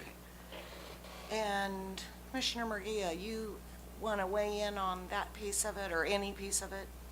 Yeah, I'll weigh in on it. So I feel very strongly about this project. I have very definite opinions about this. For those of you that don't recall or weren't even on the commission at the time, let me explain to you how, from my perspective, the project occurred. It was probably 2 years ago. I may have the time frame off a little bit, but the situation is accurate. Former commissioner from District 4 was being forced to accept a parole office within his district. Without his knowledge, half of the parole facility that they were looking to develop was already halfway completed in construction. He was very upset about that and didn't want to have a parole office in his district. No other commissioner was willing to step up and take that parole office in their district. But I stepped up and said I would take that parole office in my district, and that we had a Superfund site that had some available land that I would talk to the developer and convince him to donate it free so that we could have a parole facility. Then on my own, I went to the state of Kansas and I spoke to our governor and told him there's no reason for all this fighting. I'll take it in my district. Okay? As a result, because it was a brand new Walmart neighborhood market and it created 95 new jobs for low to moderate income people, the governor worked with the Department of Commerce to provide our government $400,000 in cash to help build the facility. Plus, the lease agreement with the parole office, plus the excess revenue from the TIF, plus the fact that the Argentine Neighborhood Development Association received a federal grant for $680,000 for the Save-A-Lot grocery store, $720,000 for the new Good Sense you'll see next summer, and an additional $500,000 for a new Dunkin' Donuts that you'll see, which will add to all the revenue, the tax revenue that Lou Levin is referring to. So I've been on this commission for 8 years, and I have been told repeatedly every time I bring up public safety and the need for better facilities for all of our public safety departments, not just police, and I've been told we don't have money to do that. So I took the time to work with my other commissioners at the time and figure out a way to make this financially feasible without having to dig into the Unified Government's general fund. So I do agree it's a brownfield site. I have a little different philosophy on the role of government versus the role of a developer. I think that Hunter Harris and Lane 4 do a phenomenal job. They're one of the very few developers that are willing to develop Wyandotte County's urban core. They've asked a very small thing, in my opinion. I want to keep them developing in the urban core of Wyandotte County, all over the urban core, not just my district. And they've asked a very small thing. They've said, we don't do environmental issues. They're developers. They develop stuff. Government, they protect their citizens by supervising and overseeing environmental issues. I believe, again, just my opinion, I'm just here to state that, I believe it is our duty and our responsibility to accept responsibility for environmental sites that have no way possible of being developed. Hunter Harris and Lane 4 are in no position to deal with any kind of public health issue that could result from a site like that. So obviously I'm very much in favor of the Argentine site. The proposed site off Shawnee is very different makeup than the site down in Argentine. As the chief has spoken to, there's a much greater concentration of residential housing. The other thing that I'd like to add, and I think the police chief will acknowledge this, is about 1.5 years ago, the chief came and met with me. he told me that we had, I believe it was 4 divisions is what I believe you referred. I may have the terminology wrong. But the bottom line is he said that he was going to have to remove one of the divisions from my district, which happened to be down in this lower area. And he wanted to put it downtown because crime was going down in my district and crime was going up downtown. I could have made a really big deal about that, but I didn't. I never mentioned it to anyone. I said to the chief, the area that you're talking about is slated for the construction of a new police station. So since that's going to happen, its simple physical presence should help with the deterrence of crime. He agreed. He admitted he had even forgotten that. I said, with that knowledge and with the fact that the commission has approved the South Patrol, go ahead and take that division, move it downtown, move it where crime is highest. That never came in front of the commission. It was an administrative decision, and none of you ever were talked to from me about, hey, I'm giving up a piece of my public safety in my district for another district. So again, I feel very strongly about this project. I'd like to see it move forward, and I'd like to see it stop bouncing back and forth. And just a question. For the unified government to take on the 9 acres with the understanding that 3 would be for this station and 6 could potentially be developed, I think I heard you say that really private enterprise shouldn't be as responsible or accountable for those brownfield types of areas as a government. Yeah, just for clarity, if Hunter Harrison Lane Ford caused the contamination, Right. that's a whole different game. This contamination was caused years ago by a completely different entity. Nobody's letting them off the hook. We're acting as good partners. Is there any other questions, Commissioner Townsend? But now, if we, meaning the UG, take on that property, isn't that letting them off the hook? I mean, it becomes. Yeah, it's not their ground.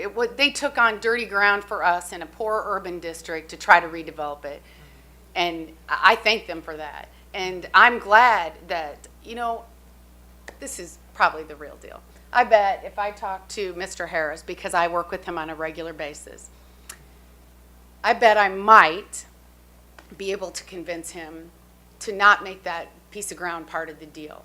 But I truly believe I don't want him to own that ground. And the other person that doesn't want him to own that ground is the Environmental Protection Agency. They have, after the first conversations about this potentially moving to another location and the government's unwillingness to take this ground, I contacted the Chief Legal Counsel for the Environmental Protection Agency.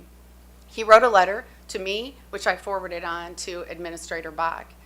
And he specifically states in his letter, you're all welcome to a copy if you'd like to see it, that he truly believes very strongly that this ground is best suited to be owned by the unified government, not a developer. In fact, he went so far as to say that he would have issue transferring free ground to the unified government for the development of a police station if they were unwilling to take the contaminated fill site along with the free ground that's developable for the new station. If we take this on, will we have to set up some type of fund? I think like they had taken before for, no, okay. No. Well, I mean, we have an environmental trust fund already. We've had discussions on it, so having some money there in case something comes up, those issues could happen.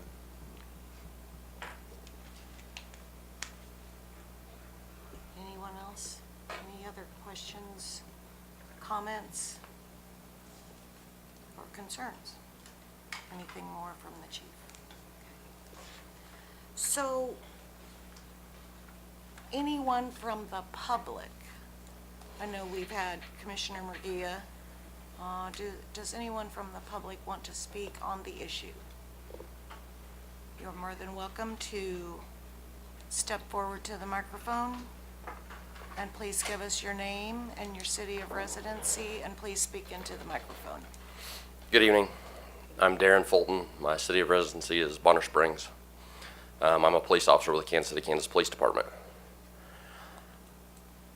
I firmly believe that having a new patrol station would be ideal for our officers.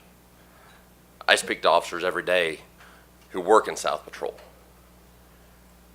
Putting a building at, or using this new build, or the other building at 42nd and Shawnee, it's already 25 years old. In another 25 years, it's going to be 50 years old. You're going to be doing all kinds of upkeep on that compared to having a brand new building. The police department has never had a brand new building provided by the unified government. I work in Midtown. We have a new facility. We enjoy our new facility.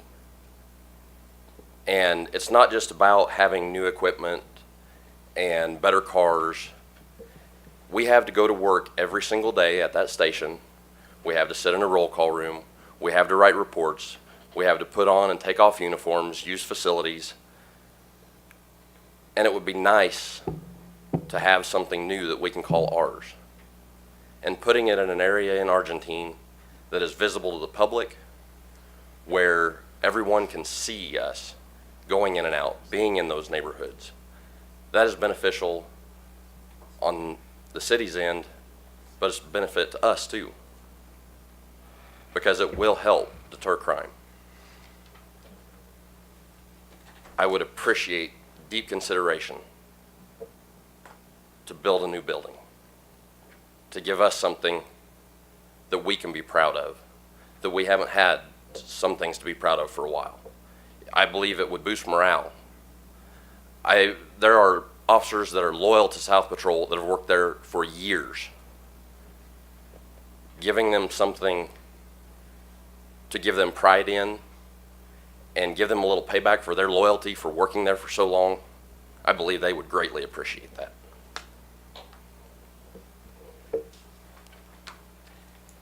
Is there anyone else from the public? Please come forward.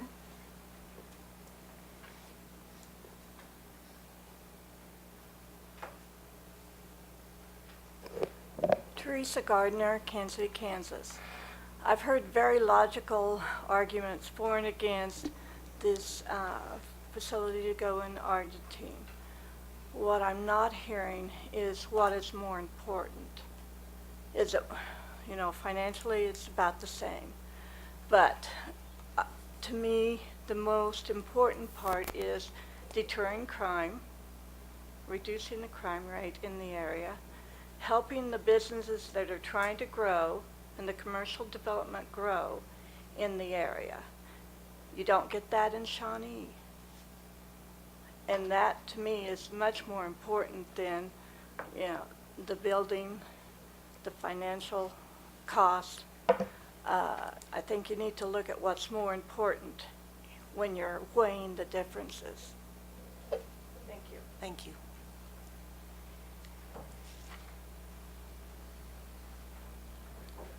My name is Mario Escobar, and I live right there in the community, right, there in Argentine. I think, like the chief says, it'll be a big asset to the community. The relationship that it will build, whatever, the exposure it will have for the community will just be better overall. And I think it also will help bring in new businesses, more people coming living in community with, like I said, with the exposure with the community will be a tremendous asset to Argentine in general. And I think that's an important part. And like this officer says, with the new facility, I think the morale of those officers will be much greater as well. Thank you. Thank you.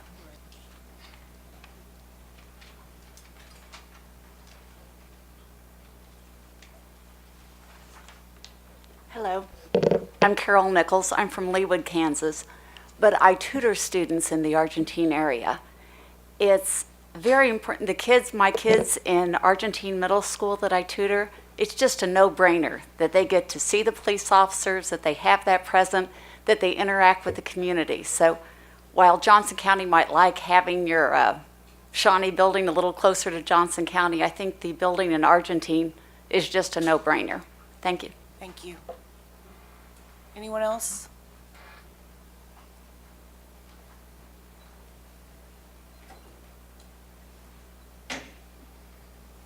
Name's Nicole Ortego from Bonner Springs. I am a patrolman with the Kansas Police Department. Been on for 13 years. I've spent many years in South Patrol, patrolling the area. Excellent community of people. Best location would be the 2300 Metropolitan. It is visible. It's seen by the public. Most of our calls from service come from that area. The second site that has been proposed, been there on the alarm calls. It's very secluded. It's very overgrown with trees.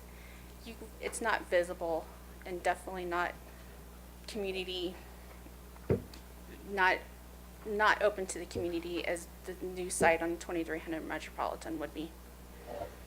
Thank you. Others? Okay, Mr. Bach, I see that the next step is that you are looking to this standing committee for direction. So would that be to move forward to the full commission with one or the other location? Yes, that would be that, and that way I would just move forward with a final property agreement on either site. Okay. So I'm looking for a motion for one or the other location so that we can move forward with the project. Madam Chairman, I move that we proceed to the full board with alternative number one, which would be the new construction in the TIF district, or how better else could I identify the 2300 Metropolitan location. Second. We have a motion and a second for alternative number one. Could we have roll call on the motion? Roll call, Bryant, Aye. Philbrook, Aye. Townsend, Aye. Kane, Aye. Johnson, Aye. Bynum. Aye. That motion carries. It's a long night, folks, but it's important work. And thank you to everyone for presenting and all the work that went into the information. Thank you, Doug Bach, for going back to the developer and clarifying how we could resolve the concerns that we had. I really appreciate that. And the police department is staying put because item number 2 is an update on the grant for body-worn cameras for the police department. So we have Jenny Myers with legal joining us, and Chief Ziegler and Major Smith.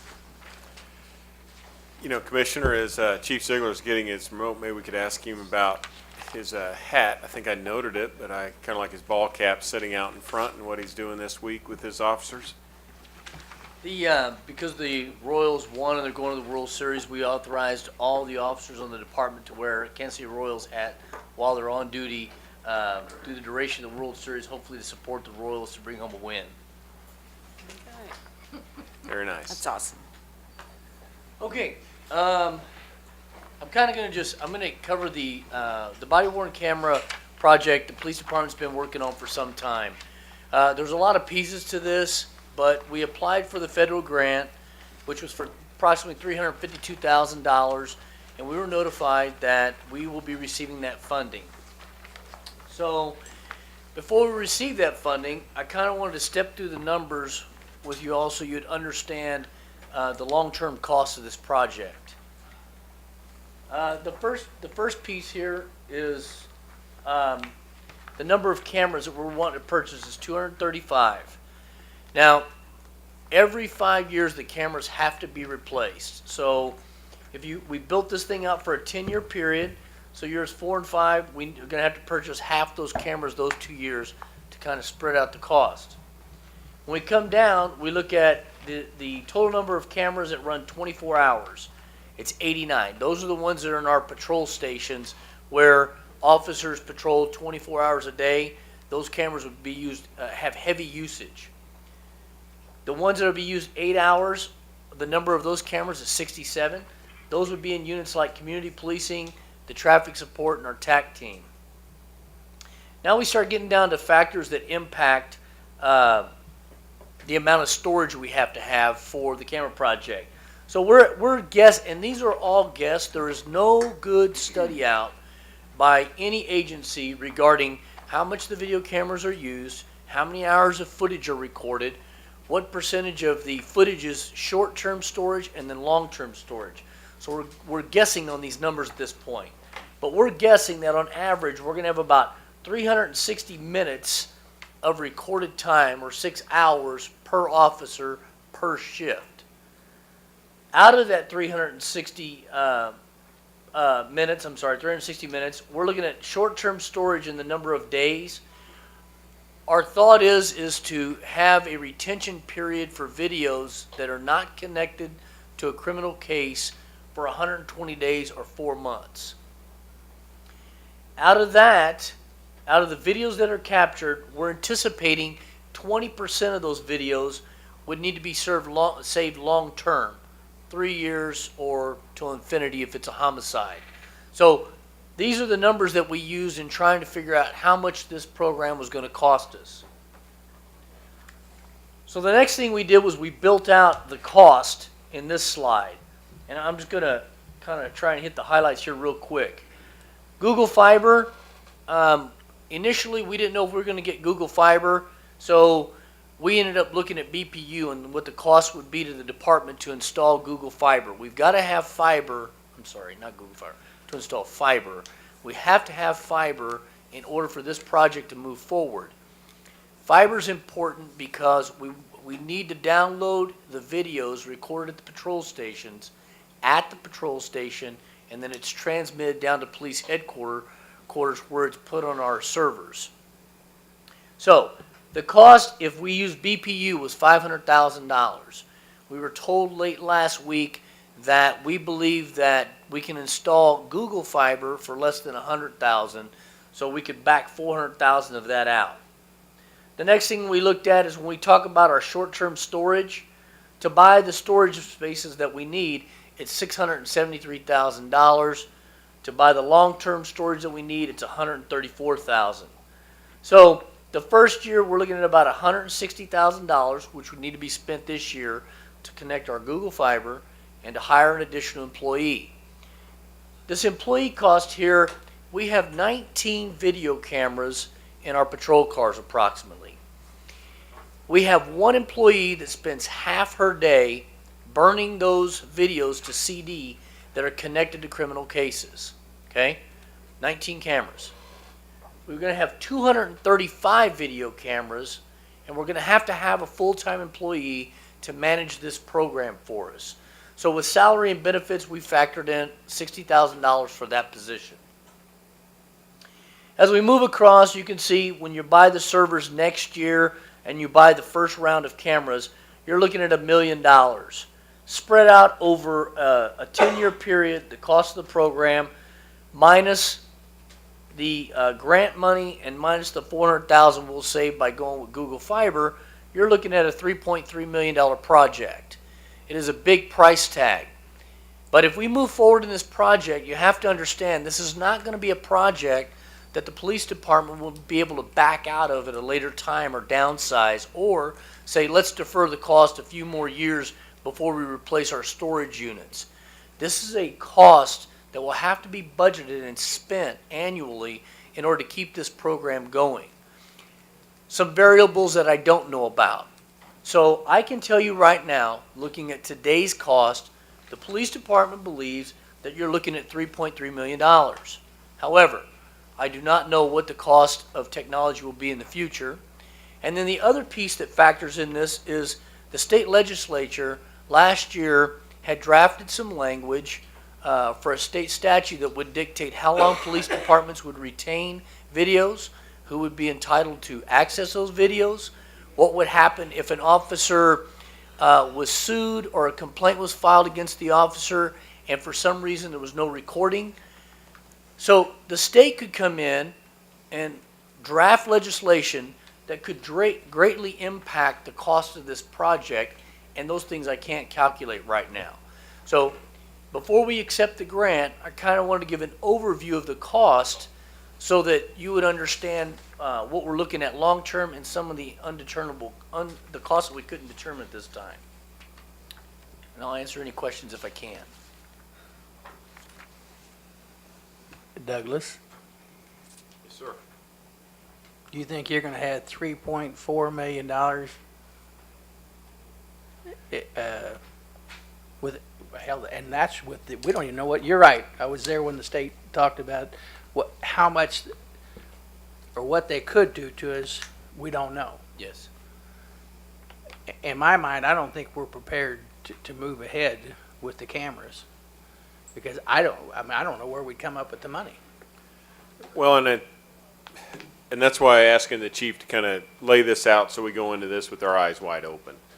I don't think any of us look at it and think the body cameras are a bad idea. You all looked at this and think, boy, there's a lot of good that could come of these, a lot of beneficial things that would do it. But, and the chief's not here to try to drive an argument home as to why we shouldn't do it. He wants to do this program. He just wants to make sure if we're going to do it, we're going to do it. And I think that's where we're coming.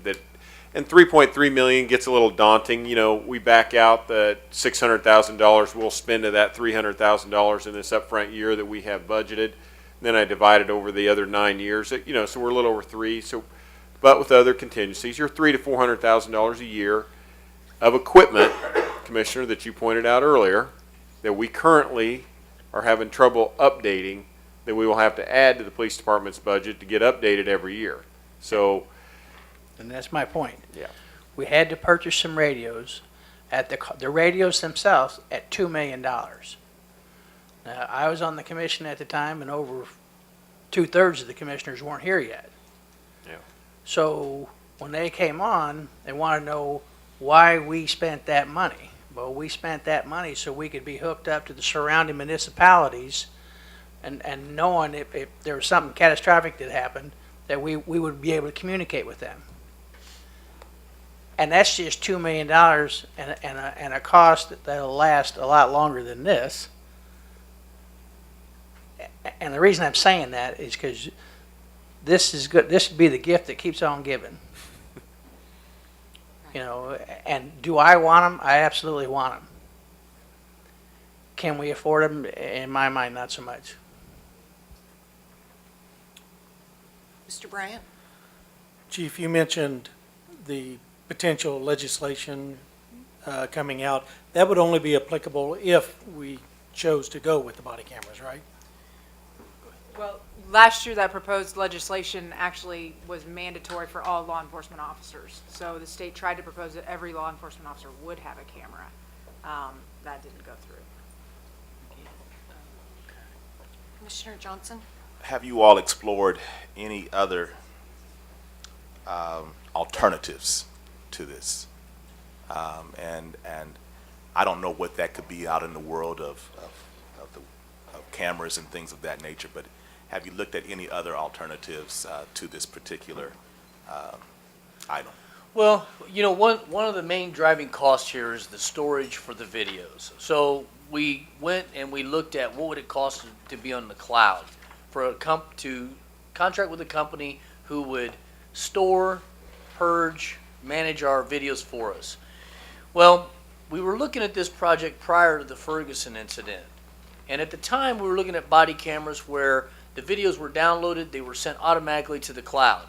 That cost was $25 a month for storage, which was very reasonable. After Ferguson, we got a bill from the company while we were testing these cameras out, and it doubled to $55 a month per camera. And we called and said, you know, why did the cost go up so much? And they said, well, demand is going to be much higher, so we're raising our prices. So we feel like by maintaining the storage of the videos ourselves, we can control some of those costs. That was an alternative. If you're asking for alternative solutions, we did look at that. But I think that the potential for some costs that we can't control is great. And this seemed to be the best way for us to manage those. Commissioner Townsend? Thank you. Good evening, Chief. I have a couple of questions. I think one has already been answered by the question that Mr. Bryant asked. I was wondering about what the potential for impact us with state legislation could. I guess they've already tried to mandate the use of body cameras, and that did not go through. Okay, so I can scratch that one off. Of the 235 cameras, how did you come up with that number? That is putting a camera in on every officer that we have working in the patrol stations. There's a duplication there so that when one officer comes in, the cameras will constantly have a charge and be able to download. So we doubled the number that we needed for that constant flow in our 24-hour stations. And then all of our community policing, tactical unit, and our traffic units would all have body cameras as well. Any officer that serves in a patrol function or that could take an enforcement action would be wearing a camera, including supervisors. Okay, all right, that makes sense. Okay. Program. Well, I think those took care of the questions I had. I would love to see this instituted, but it does go to the question of money and can we afford it? And I think there may be a couple of more of the mayor's town hall meetings, so this might be something to add to it, because I understand this could be, I don't know, a gift that keeps on giving, but it's also a gift we have to keep paying for. So you're talking about 3.3 million every year, and where's that going to come from right now? So I love the program, but it's just a matter of how we're going to fund it. It's in 10 years, but we don't know what the other cost would be thrown in there as that's going along. Yeah, so your cost is like $300, $350 a year. Not, that's a 10-year cumulative cost. Okay, okay, this is 10 years. So we're talking about 400,000 a year? About, Yeah. how much a year? Up to 400,000. Up to 400,000 a year. So for me, what I recall from you bringing the grant opportunity forward was I felt like we were putting a grant application in front of policy. And we did not stop to talk about policy because the grant opportunity was right in front of our faces, and we had to apply for the grant or miss the opportunity. And I don't think we've ever gone back to the policy question, although I'm hearing support, I think, from my fellow commissioners for the body cameras. You know, I think there are a lot of questions and implications around the body cameras. One of the questions I had way back when the grant application was brought forward is, what does it do to just everyday citizen communication with their patrol or community policing officer? Does it stifle that flow of information? That was one concern I had. Second question is, has it been talked about at all at any community level? Has it been talked about at an East Patrol Division meeting? Has it been talked about with your Law Enforcement Advisory Board? What is the feedback you can bring us as to the policy portion of this? Okay, so part of the grant allowed for the first 6 months of that grant for us to develop a policy. Part of that policy development, the grant stipulated that we had to go and visit with our stakeholders. So we identified the district attorney's office, municipal court, livable neighborhoods, the law enforcement advisory board, and the fraternal order of police as all of the stakeholders that we would go and have a conversation with once we kind of had a pretty good draft policy, but nothing written in stone. And there was a lot of things. When we talked about, we had a conversation at the Law Enforcement Advisory Board. Some of the people in the Law Enforcement Advisory Board wanted us to turn the cameras on when we come on duty and not turn them off until the end of duty. That was also, I think, one of the part of the legislation was that the cameras couldn't be turned off unless the officer was on personal business or using the restroom. But I had told all the groups that we've had this discussion with that once we had a policy, we would bring it to them and speak about the key points of that policy. And people are all over on what they think that law enforcement should do with those. I do believe that if we were to draft a policy that was mentioned in the state legislature, and some people in the community have mentioned, where the camera is on from the beginning when you walk in the door at police station till you leave, it will have a chilling effect on interactions with the citizens. And that is what, like Chuck Wexler from the Police Executive Research Forum, that's one of the things that he talks about. Some of the impacts of the camera projects cannot be measured at this time because the technology is so new. But the policy creation, we do have a policy. It's pretty solid right now, getting close to having it finished. But we still had to step into the next part of that when we go talk to our stakeholders. Okay. So I don't think the item is for anything more than information at this point. Yes, sir. Thank you. I did have a couple of more questions now that I can read my check and scratch.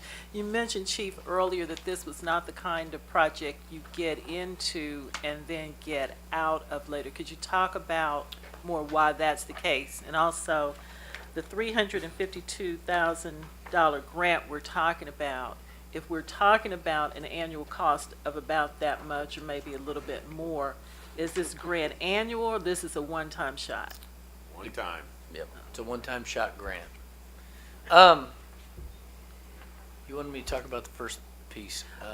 Why this isn't something you can get into and then Okay, get so back? the reason I made that comment is like, on our in-car cameras, our in-car video cameras, in 2014, they began breaking. We had no money to replace them.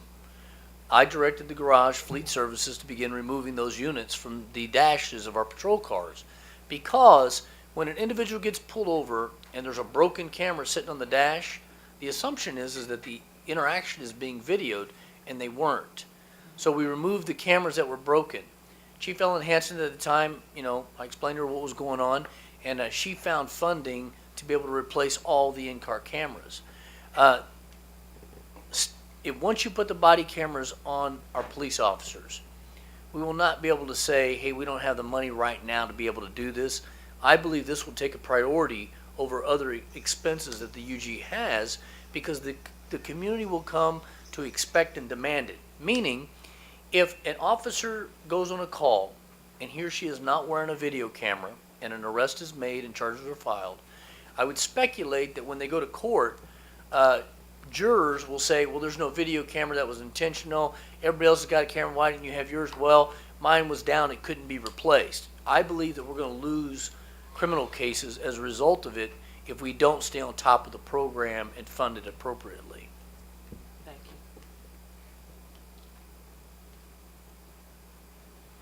So I'll just make one more quick comment, more to our administrator, that this is the same police department that's been waiting quite a number of years for a raise, so it'll be another item to balance, to take on this year in and year out budget cost for body cameras.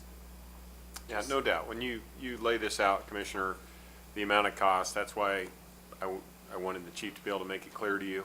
I mean, I think Commissioner Townsend kind of stated it well when she noted we're getting a one-time $360,000 grant to leverage what would be combined $4.5 million worth of cost.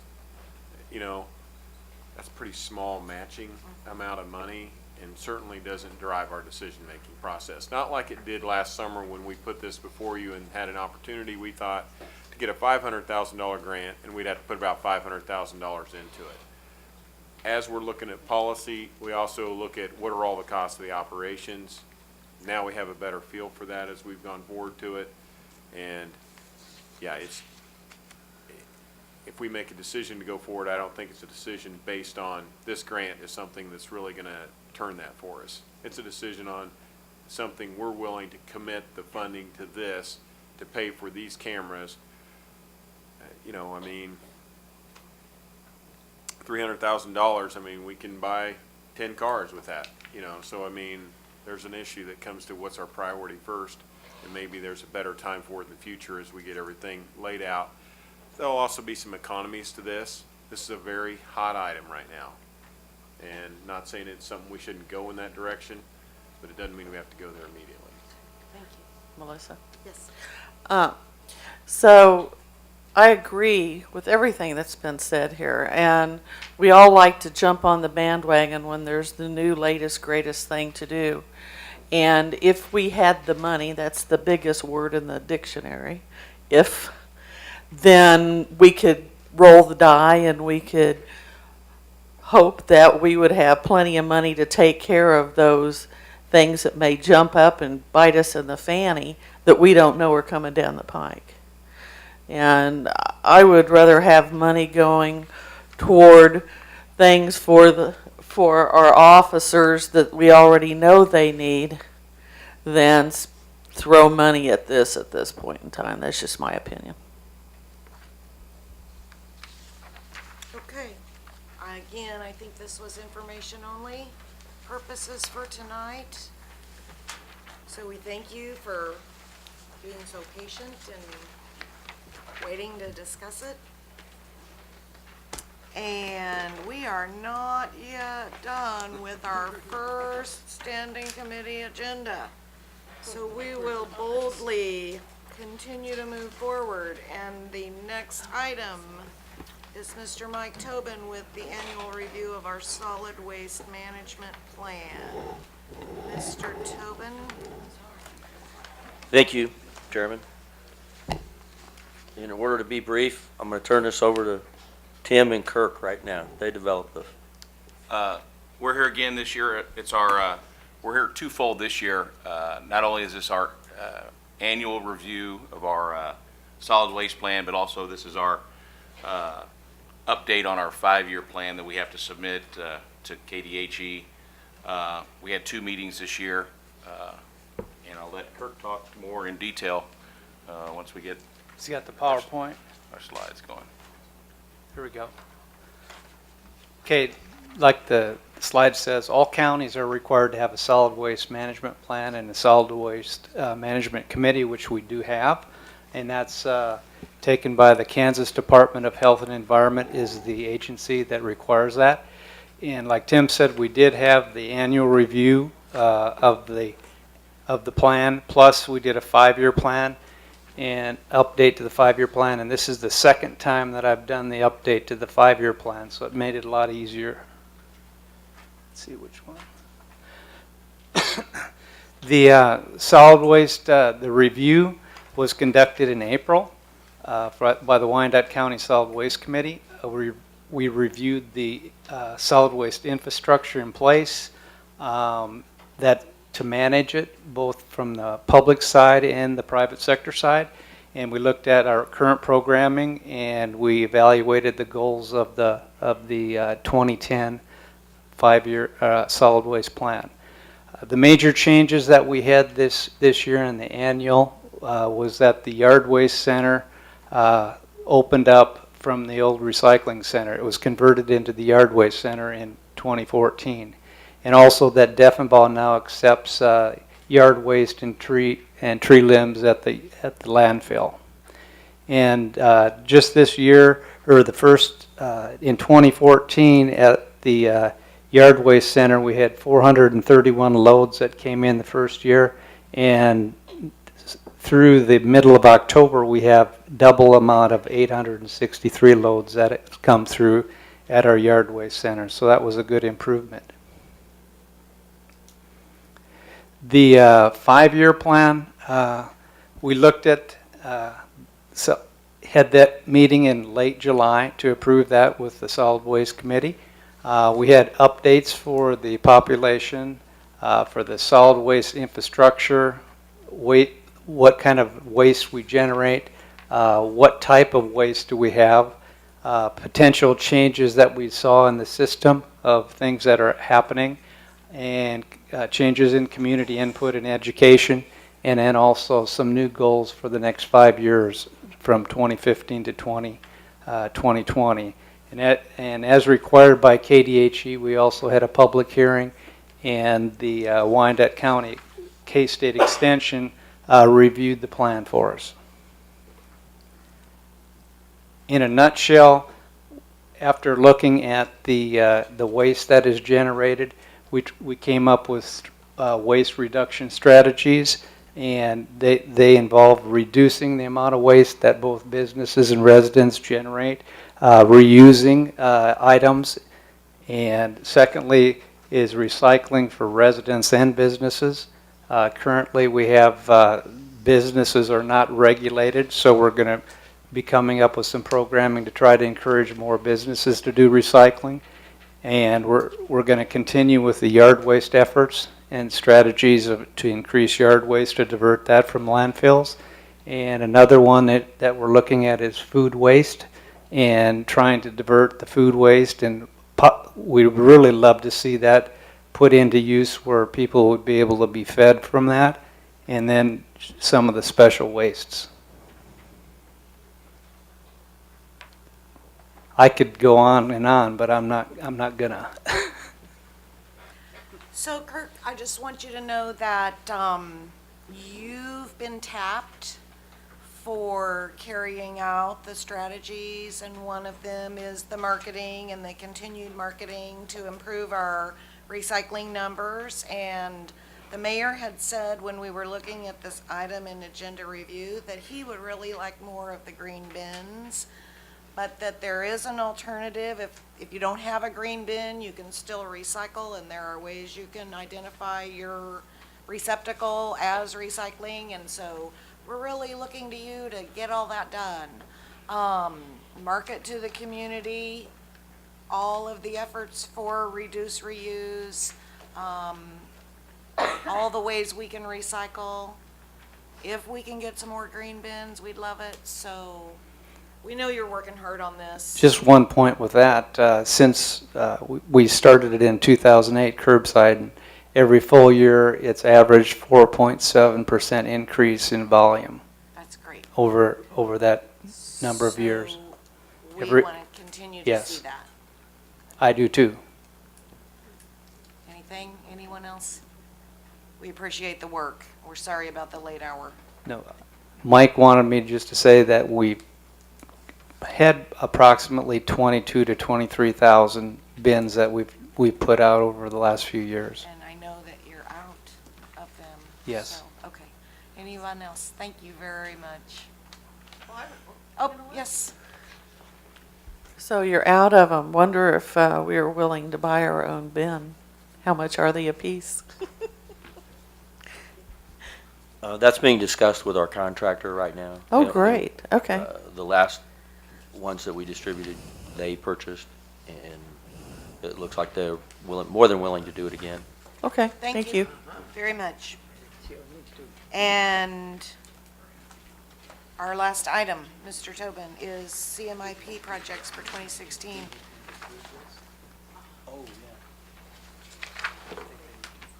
I'm sorry, Commissioner, but we need a vote on this. Oh, yes, we do. Because we have to move this on and set it to forward. speak. May I have a motion, please? So moved. Second. Roll call on the motion. Roll call, Bryant. Aye.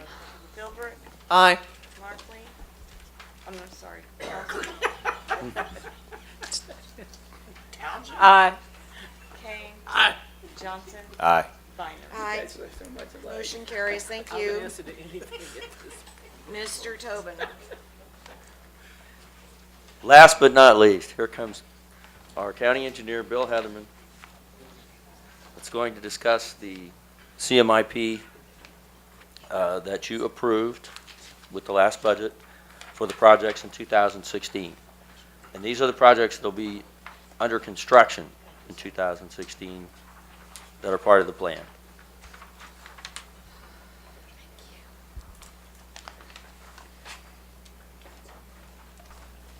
Thank you, Mike. Brandon Grover on our staff is handing out a map. This is our 2016 major construction projects map. I will say this particular map does not show all of the CNIP locations because we've put those together in other maps, and there's so many bright stars added when we show the CNIP projects. We wanted you to see the other major construction projects we have underway. We're just going to give a high view of projects that we anticipate to be under construction in 2016. First, our streets and traffic, which is a lot of individual projects. This ranges everywhere from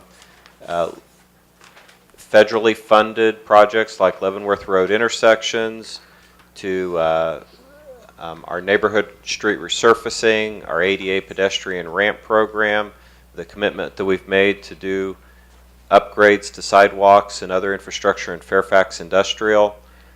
We have a major federal aid project kicking off, Miriam Lane Phase 2, which takes the improvements that have just wrapped up. If you've been through lately, we're getting very close on the east side. That same kind of improvements will continue west from 24th Street onto County Line. We are going to get State Avenue around Village West Parkway resurfaced next year. You approved that in your budget. 10th, 12th Street Bikeway. We do a lot of our projects through debt, some through cash, some through a mixture. And over on the right-hand side, we also have our traffic projects, which includes work like you've seen on 7th Street around City Hall, the KDOT Traffic Message Boards project, and we do other priority traffic signals. Many of our traffic signals are quite old and are just basically ready for a planned replacement. Wanted to just highlight Miriam Lane Phase 2, County Line to 24th Street.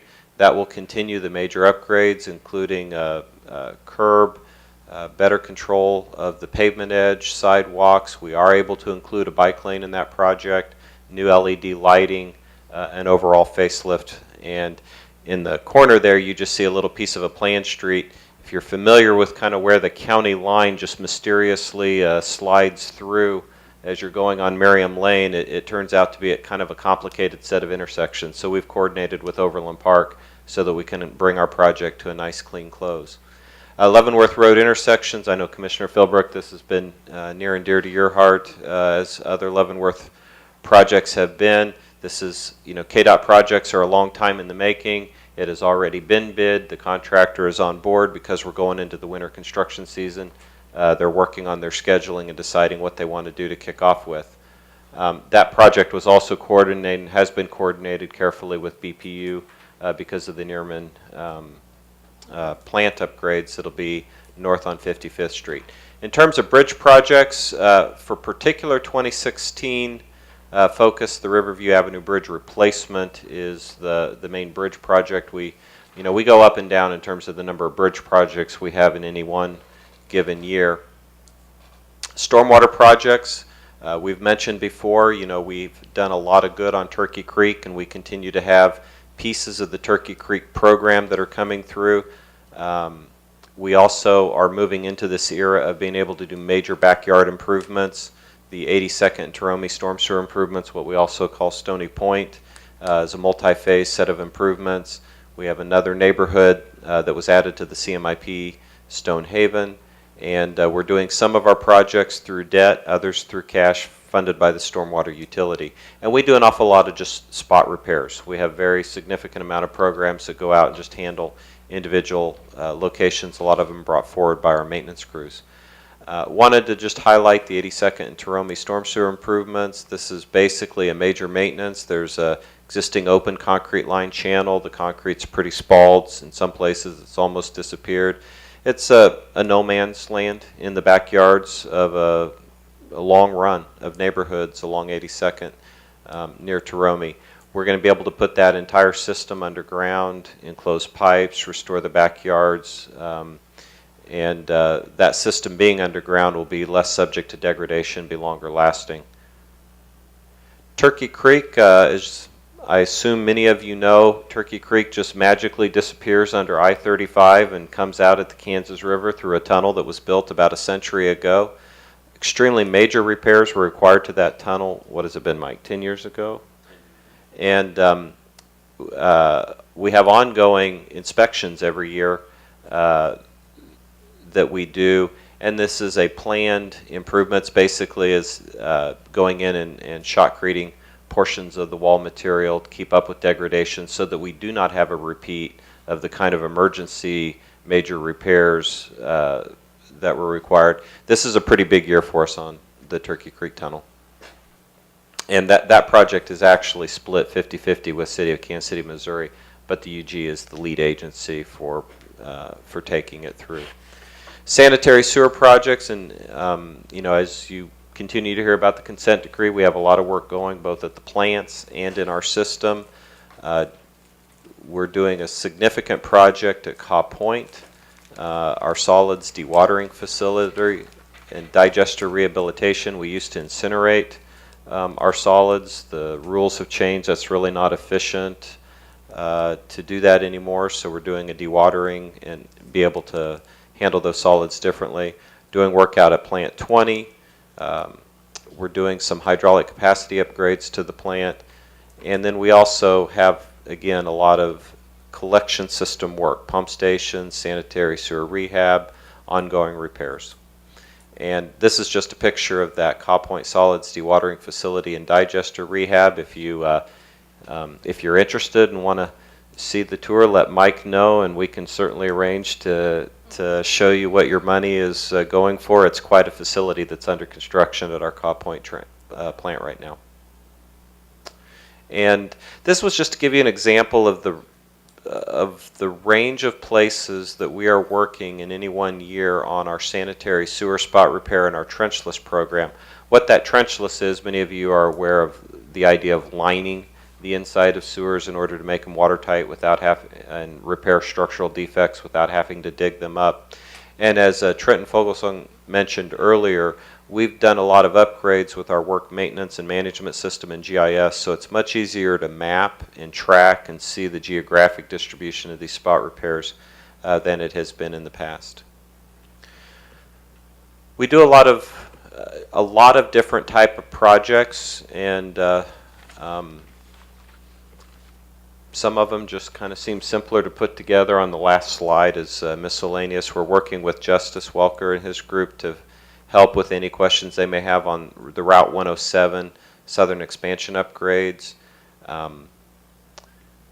There is a study going on future facility needs for water pollution control. As you all know, the Caw Point Connector Trail project and the Safe Routes to School project, the TA Edison Friendship Benefit Heights Benefit District, and then some work to our Wyandotte County Lake, the drawdown tower, some required work by the state. This is just a picture of the Safe Routes to School, 3 different schools that we were able to package together. Sidewalk is very expensive. It's not the concrete of the sidewalk, it's all the stuff the sidewalk would run into if you didn't move it out of its way first that really adds up on these projects. We are learning a lot about what's all involved in sidewalk projects, and I think we're getting better at them. And with that, I'll come back to the top and just ask if you had any questions. Yes, go ahead. I don't have a question, I do have just a comment. At our last BPU board meeting, we were discussing the new LED lights downtown, the additions, and how happy we were to see those, and look forward to more of those projects going through our city.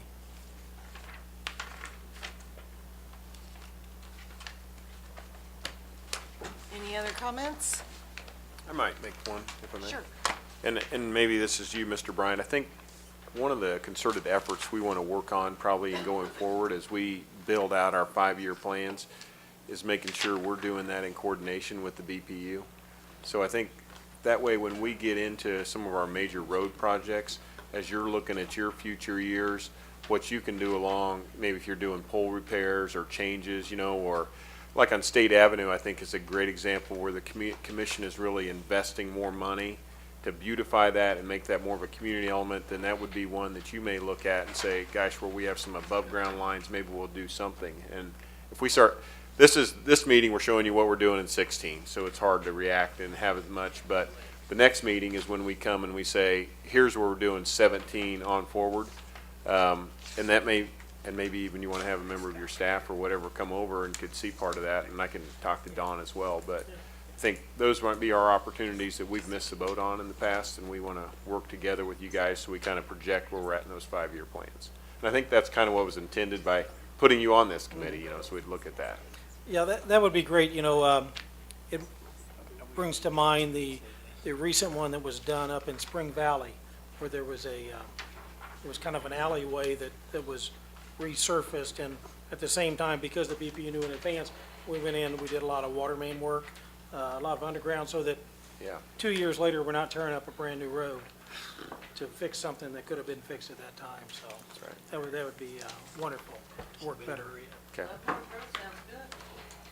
Gentlemen, Yes, he does. thank you so very much. And that concludes this meeting. We thank every single one of you that stuck it out with us. It is 8:14. We have yet another standing committee meeting. Mr. Bryant, enjoy the rest of your evening. I would like to, I would like staff to really hurry up is what I'd really like. but in the meantime, if we could have 4 minutes, 5 minutes. Some of us need to stand up.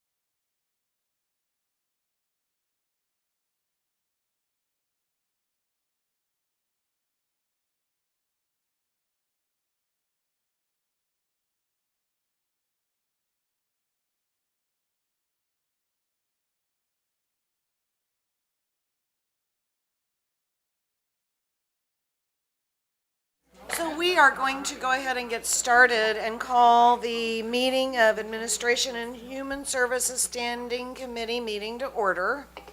And we want to welcome everyone to this meeting. Public comment is welcome. Anyone wishing to speak on any item on the Standing Committee agenda may do so when the item is up for discussion. You will have up to 3 minutes to state your comments. We would ask you to come forward to the microphone and you will be recognized. For accurate recording purposes, we do ask all present to speak directly into a microphone. Would the clerk please call the roll? Roll call. Philbrick. Here. Johnson. Here. Kane. Here. Bynum. Here. We have a revision. There's a blue sheet in your packet. However, we are removing it because we have been here for so long. Yes, ma'am. Roll. Commissioner Townsend, would you please call her name? Commissioner Townsend. Here. Thank you. I think we're getting tired. So 2 things on the agenda as we proceed. The first item that we are removing from tonight's agenda for consideration at another time is under item 6, measurable goals, item 1, goals for community development will be moved to another time. Wilba Miller is here and she will be presenting on CDBG but not measurable goals.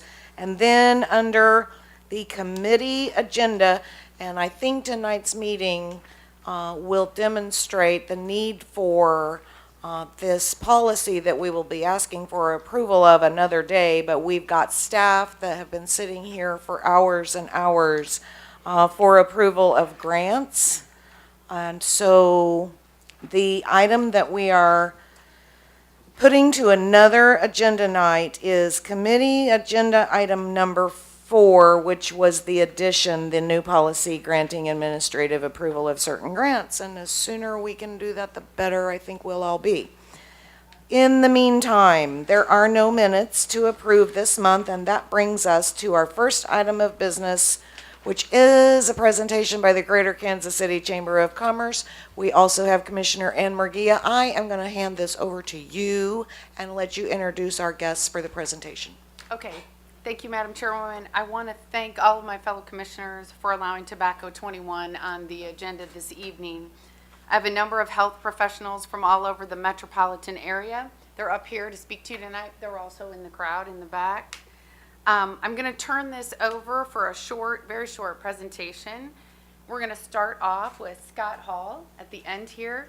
Scott is Vice President for Strategic Initiatives at the Greater Kansas City Chamber of Commerce. Scott, go ahead. Thank you, Commissioner McGee, and thank you all for staying with us tonight. The Greater Kansas City Chamber of Commerce believes that health is a key economic driver to the success of Greater Kansas City and each and every one of the communities that makes up Greater Kansas City, including Wyandotte County, KCK. And that's why we started nearly 2 years ago on a project we call Healthy KC. And tonight you're going to hear about one very important part of that project, Tobacco 21 KC. This project is one, as I said, we've worked on for a number of years at the Greater Kansas City Chamber of Commerce, and we've worked on it with a consortium of partners representing communities all across our region, none more represented or more helpful than the help we've gotten right here in KCK, Wyandotte County. So I want to thank you all for having us, and I really am going to turn it over to the experts. Here to my left are Drs. Ellerbeck and Samari. Dr. Ed Ellerbeck is the chair of the Preventive Medicine and Public Health at KU Med Center. Dr. Samari is the dean of the KU School of Medicine to talk a little bit about tobacco. Thank you. Thank you, Scott, for this opportunity. I currently wear 2 hats. I'm the executive dean of the School of Medicine, but I'm also an adult cardiologist with practice at the university. And as such, I'm committed both professionally and personally to health of all Kansans and to health of my individual patients. And so discussing tobacco use in the state and the county and its importance is something dear to our hearts. As everybody knows, tobacco is a primary risk factor for cardiovascular disease and death. And by changing the laws from 18 to 21 to purchase tobacco would have very many important impacts on both the health of Kansans as well as our patients. So why is it important to make this change? First of all, lifetime smoking starts early. Most people start in their young teens starting to smoke. And so having an impact in this very critical time frame is very important. The second is that smoking exposure comes from many different perspectives, but it generally comes from one's community of students and friends when they're in a young age. And since most students are still 18 years old, the majority of students are 18 years old in high school, by allowing students at 18 to purchase cigarettes, it brings cigarettes into the schoolyard and into the groups of friends. And perhaps most importantly, the adolescent brain is greatly much more addictive and easily addicted to nicotine than the more mature adult brains. And so getting cigarettes in the hand of young people not only causes them to be addicted, but have a lifetime of addiction to smoking. The Institute of Medicine, as it looked at what the ideal age, what would be that ideal time frame, had suggested that 21 years of age would be the ideal time frame to have an impact on decreasing smoking and decreasing the health benefits, decreasing the health risks of smoking in a community. And so I believe, and the university school believes, that changing it to 21 is critically important for our state and for our community. Now, there's one other aspect that I do want to bring up today, and that is that we are blessed to have a NIH-designated cancer center at the University of Kansas and in the community. And as we look towards increasing the cancer center status to comprehensive cancer center status nationwide, it's really important for us to be able to demonstrate that we're able to move the needle on health in the community, public health, and the population of the health in Kansas. And by having this initiative would show that public-private partnership to do so. And it's very important for the KU Cancer Center. Now, there's a lot of data to support the facts which I've shared with you, and there's also a very important community perspective of how Wyandotte County and Kansas City, Kansas can lead in this community. And for that, I'll turn it over to Dr. Ed Ellerbeck, who's the Chair of Preventive Medicine and Public Health. Thank you very much. So I'm Ed Ellerbeck. I'm a general internist at the University of Kansas, and I've been caring for patients in the Wyandotte community for the last 18 years. Many of the patients that I've seen have been victims of their nicotine addiction, and so that hits me from a very personal level. The other hats I wear, I lead the Department of Preventive Medicine and Public Health in the Cancer Control and Population Health Program in the KU Cancer Center, where we have a group of dedicated people who are looking at ways that we can work harder to stamp out the epidemic of tobacco. And we've been working extensively on smoking cessation activities and also looking at issues related to neurodevelopmental factors associated with smoking and smoking addiction. My wife is also a developmental pediatrician, so she's very, very big on developmental issues about the brain. And for those of you who have teens in the household, you may know that their brains don't fully develop until they're in their early 20s.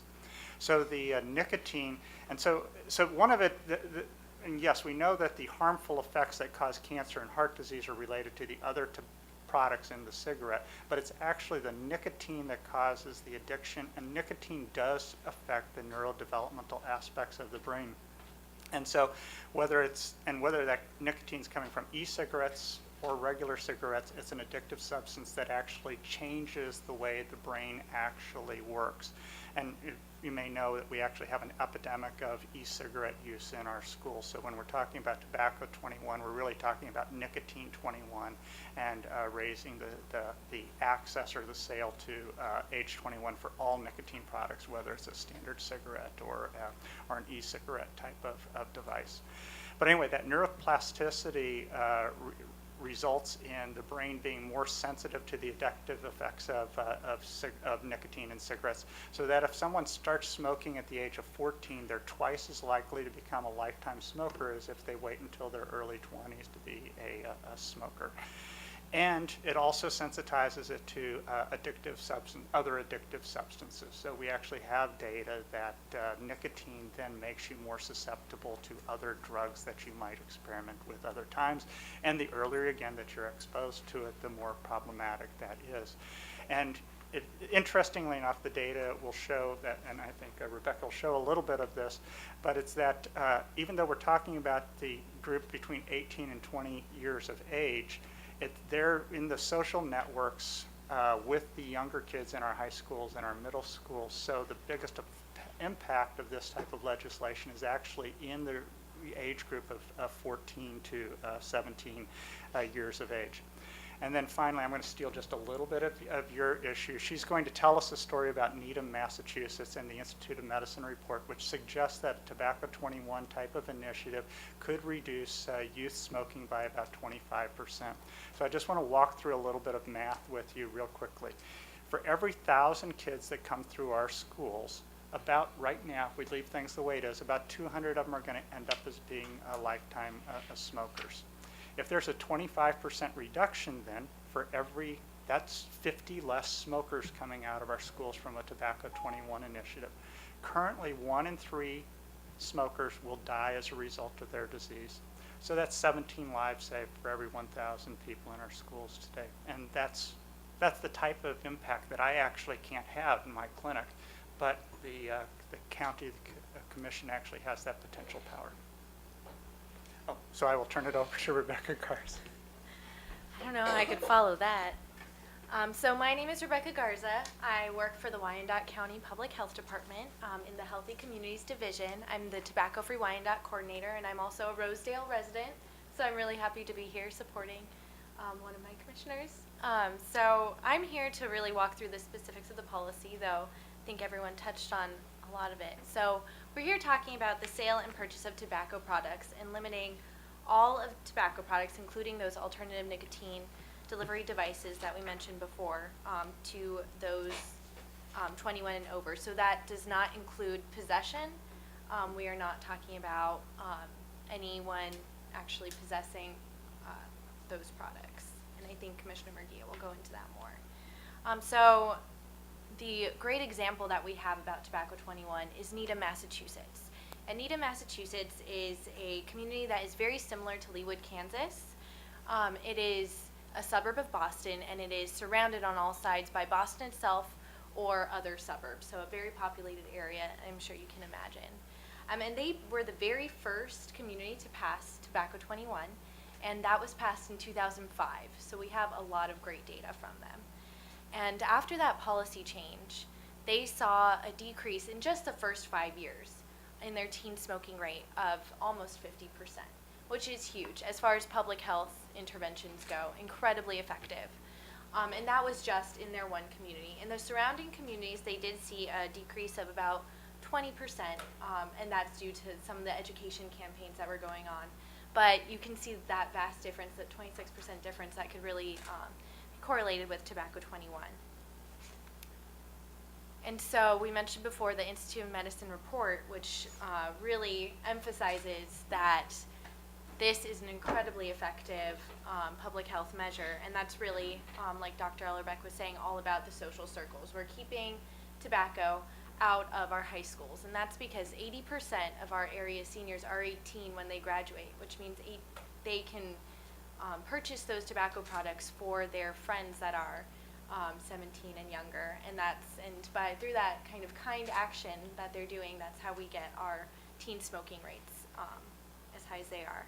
One really interesting part of this is that in Needham there were 0 convenience stores that went out of business, and that's because there's only estimated 2% sales that are attributed to those 18, 19, 20-year-olds. So you see a very small impact on those local businesses that we really care about, but where you do see a huge impact is that, and why I think the Greater Kansas City Chamber of Commerce is here, is when you have someone that's addicted to tobacco for their, and become a lifetime smoker, the private employers really do see a huge cost. And you can see there is a tiny credit because unfortunately smokers do tend to die sooner. So if there is a pension, you're not paying it out as long, but there is almost a $6,000 excess cost for those private employers. So this is really important for our economic health. I think another important thing to bring up is that at that age of 18, you're making career choices, and one of those might be going into the military. And one thing that's really important to keep in mind is that tobacco use really does undercut our military readiness, and unfortunately, for those soldiers and sailors that are wounded in action, if they are a smoker, they aren't going to heal as quickly. They are more likely to have complications, and it costs our Department of Defense just a huge sum of money, well over $1 billion. And cigarettes kill more soldiers and sailors than wars do. During the 20th century, tobacco killed more soldiers throughout the world than all the wars combined. So this is a huge problem for our military as well. And so I think in order to support our military, we should keep this in mind. So there's a lot of precedents for this. 94 cities in 9 states, the entire state of Hawaii has passed this. So that count of cities does not include all the Hawaiian cities. And that's over 13 million people that are covered by Tobacco 21 policies. And that's because they're very popular. And in a CDC poll, you can see that 75% of adults that were polled, and that included both smokers and non-smokers in that poll, 75% were in favor of that. And I think you'll see that there is a lot of support in Wyandotte County as well. We can see just a sampling of the organizations here that have endorsed this. And this doesn't include all the individuals that have kind of stepped up and brought their signature to us, and I don't think we have that list with us, but over 120 endorsing organizations right now. I'll hand it back over to Scott for any questions. And I think I just want to echo what Rebecca said about the business community's interest and support for this endeavor. Those cost savings are real. They are becoming increasingly important to the bottom line of the business community, and that's why we see this as such a critical economic development issue. So with that, I'd be happy to turn it back over to Commissioner Murguia. Okay, thank you very much. Great presentation. So I'll sum it up for you as easily as possible. The goal of this committee and myself is to change the age in which people can purchase cigarettes from 18 to 21. We are not asking for there to be a law that prohibits people between the ages of 18 and 21 from smoking, nor are we asking that a law be implemented that will fine someone for buying cigarettes for someone between 18 and 21. It is simply one small incremental step to make those youth between 18 and 21 think twice before making a decision to become a smoker. That's all they're asking. So it's different than if you were changing the drinking age. I just wanted that to be very clear to the commission. Question. We did some revision a few months ago around e-cigarettes, and we said e-cigarette smoking is smoking per our smoking policies. Does this go along with that? I mean, I realize that it's different, but in terms of the proposed changes to our ordinance for this, does it include e-cigarettes as well? It would, Commissioner. Okay. I think it should. And then you've drafted, correct, the language of just changing the age from 18 to 21. I mean, we've got the change ready to go, do we not? No, Commissioner. Oh. I did not draft it. I was here to come and seek direction from the commission before Okay. drafting anything. So, okay, very good. Commissioner, also, this is our practice has always been, before we take that step, is that we bring it to the standing committee for guidance to Okay. determine to what extent you want to make changes. And I understand just a very simple change, as Sure. Commissioner Murguia, we change it from 18 to 21 in a couple of places, I think that's all in the current ordinance, but I now know the problem really is it's not on here for action. And so it's only a presentation. Okay. And so the public hasn't been made aware that the commission, see. or the standing committee is going to undertake any ordinance. Because I was under the impression that we could give staff direction tonight, if we so chose. And that's what we asked for. Okay, But I think that we need to come back with the ordinance Okay. as drafted. sure, I understand. Commissioner Kane? I might make you wait just a minute, just to be mean. Go ahead.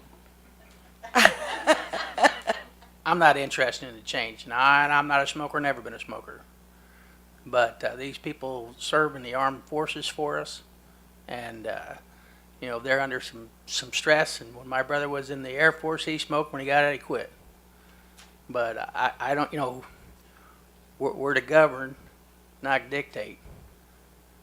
And I just think, you know, and to be perfectly honest about it, when you guys first came many, many years ago to talk about no smoking in Wyandotte County, and we did that, but a couple of the folks that came over were smoking when they got out of their cars. So whether that was any of you guys or somebody else, that actually happened because I'm the one that saw them. So I think you did have a good presentation, but I'm not interested in it. Anyone else? Commissioner Philbrook. Well, I am definitely interested. Over the years of having employees, I would tell you, yes, there's a big loss in time and actually attention to jobs because of the fact that when you go to look for them, they're out and back having a cigarette, you know, but nobody else takes those kinds of breaks. And so, yeah, for me as an employer, yeah, that hits home. But not only that, my dad died from emphysema because he started at 13 years old. I have an employee that started about the same age. He'll never stop smoking until he dies, you know. But I watch these people, you know, because they started so young, and they would both tell you that it's because they started so young that to kick it is a heck of a lot harder. And as you say, the development of the brain is not fully developed until almost 21, and sometimes even longer, depending on the person. So yes, I can understand that, and I can understand this sort of a switch. So yeah, I'm in favor of this. Anyone else? Commissioner Townsend. Thank you for the presentation. My question is more of a legal one. Where does the state of Kansas stand on this point, and can we locally take any steps to initiate such an action if the state has not? Commissioner, the state of Kansas prohibits anyone under the age of 18 from purchasing and possessing cigarettes. State statute does not restrict a local government from making this particular law more restrictive, so we could make it more restrictive. We certainly couldn't be more permissive. Thank you. So Yes. Commissioner Bynum, I would just like some direction for the committee. In my mind, there's two options. It seems like you have a majority of people that are interested in looking at an ordinance change. So we could schedule that for the next standing committee, or if you would prefer, I could request from the mayor that he put it directly on the commission agenda for presentation.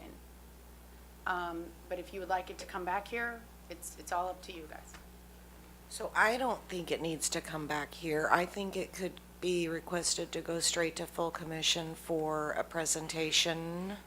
I'm looking to legal to see if there's any reason we can't do that. It can't, so you can't, I met with our legal team. Okay. So what this committee cannot do is we cannot send it directly to the commission. But what Mr. Moore has suggested is that since the mayor is supportive of this initiative, that I could request from him that instead of bringing it back here, it could go to full commission on non-consent, so that it can be for open discussion. Okay, so I'm in agreement with that. Would be willing to hear from others that you are in agreement with that. Okay. Yes. Since you did all that work talking to our council over here, so you would be bringing a presentation and then a possible change in ordinance for them to look at. Now, would that for them to be taking action that evening? Yes. Okay, that I just wanted to make sure that it wasn't just a presentation. No, it would be, in my mind, I envision it, I need to check with the mayor, but what I envision is that this same panel of people would come to the commission, at a full commission meeting, they would make the exact same presentation they've given here, instead of coming back to this committee. And everyone would have their option to speak on the issue, and at that point, the full commission would take action. Okay, thank you. Okay, I think that sounds like a plan. Before we do that, there Yes. are, in looking at the current ordinance that we have, there are several places where they use the age of 18 that would have to be changed to 21. And can Missy just kind of go through those to see Yes. if you want to change all those? Because I think some of them are more broad than we discussed today. Okay, Okay, I won't belabor the point, but the main portion of it is, currently it is illegal to furnish tobacco to anyone under the age of 18. I'm assuming we want to keep that, but do we want a specification that it would not be? We want to leave it alone so that you could give it to someone 19 or 20? I'll tell you, the only goal of this committee at this point in time is to change the age in which they can purchase tobacco. Okay. In my mind, it's a much larger undertaking. Not that we can't come back with this committee and ask and move in that direction, but I really, unless the committee feels differently. I understand the direction you're going, one step at a time, and because there's already, you're not going to stop that anyway. And then the other thing is as another commissioner brought forward, is that he's not really too happy about the concept of telling people how to live their lives, So I think this would be a good starting point. The other issue we have, as you all are aware of, is the enforcement issue. Our officers are very busy on the street. Writing a ticket for someone in possession of a pack of cigarettes, or writing a ticket to someone who's bought a pack of cigarettes from someone is daunting, would be daunting to our police force at this point in the game. So for now, I don't think we should add that extra burden to our officers. okay. So it'll only be restricting the retail Purchase. sale, The retail sale. those under 21. Any other parts of that we should hear? Or is that the main clarification? That was the main Okay. clarification, and I just want to make sure that the penalties for selling or giving to someone under 18 stay in place. Okay. And I think that's the direction I received. Okay. Commissioner Townsend. Well, and that's what I was going to inquire about. So the burden is actually on the person selling, not to sell to someone less than 21. Okay. So, I think we are in consensus that this is the direction. You should have roll call on him, shouldn't you vote It's on it? not a vote, it's It's not on the agenda for action. it's a recommendation. Okay, I oppose the recommendation. Okay, duly noted. And thank you for sharing. I don't think so. I'm in Yes. favor, I'm in favor of I'm the in favor of the recommendation. recommendation as well, so thank you very much. So I think we are clear that the majority of us are in favor of the recommendation and the request for the presentation and potential ordinance change at a full commission meeting with the approval of the mayor. And we thank you, all of you, for waiting so patiently. We know it's important, and we really appreciate you being here. Thank you. Thank you for staying with us tonight. Thank you. Now, we will continue to make our way through this, and we will hear from, Gordon Criswell. And I believe Ruth Jones is also here, and we're going to hear an update on area agency. And we're going to do this because Mrs. Jones has been here waiting so patiently, so we're not going to take her off the agenda at this point. Thank you. Okay, thanks for sticking around, Ruth. This is a goal that customer service goal that Aging came up with, and what's being passed around is just some extra information, if you will, about why Aging chose this particular goal for their department. it's fairly simple, but it impacts an incredibly lot of citizens in our community. So I just point out one thing that I think makes this goal important, and Ruth can chime in if she wants. The cost of putting one of our seniors into a nursing home on a monthly basis costs about $3,500 a month. The cost of Ruth's team providing in-home services under the Senior Care Act costs about $180 a month.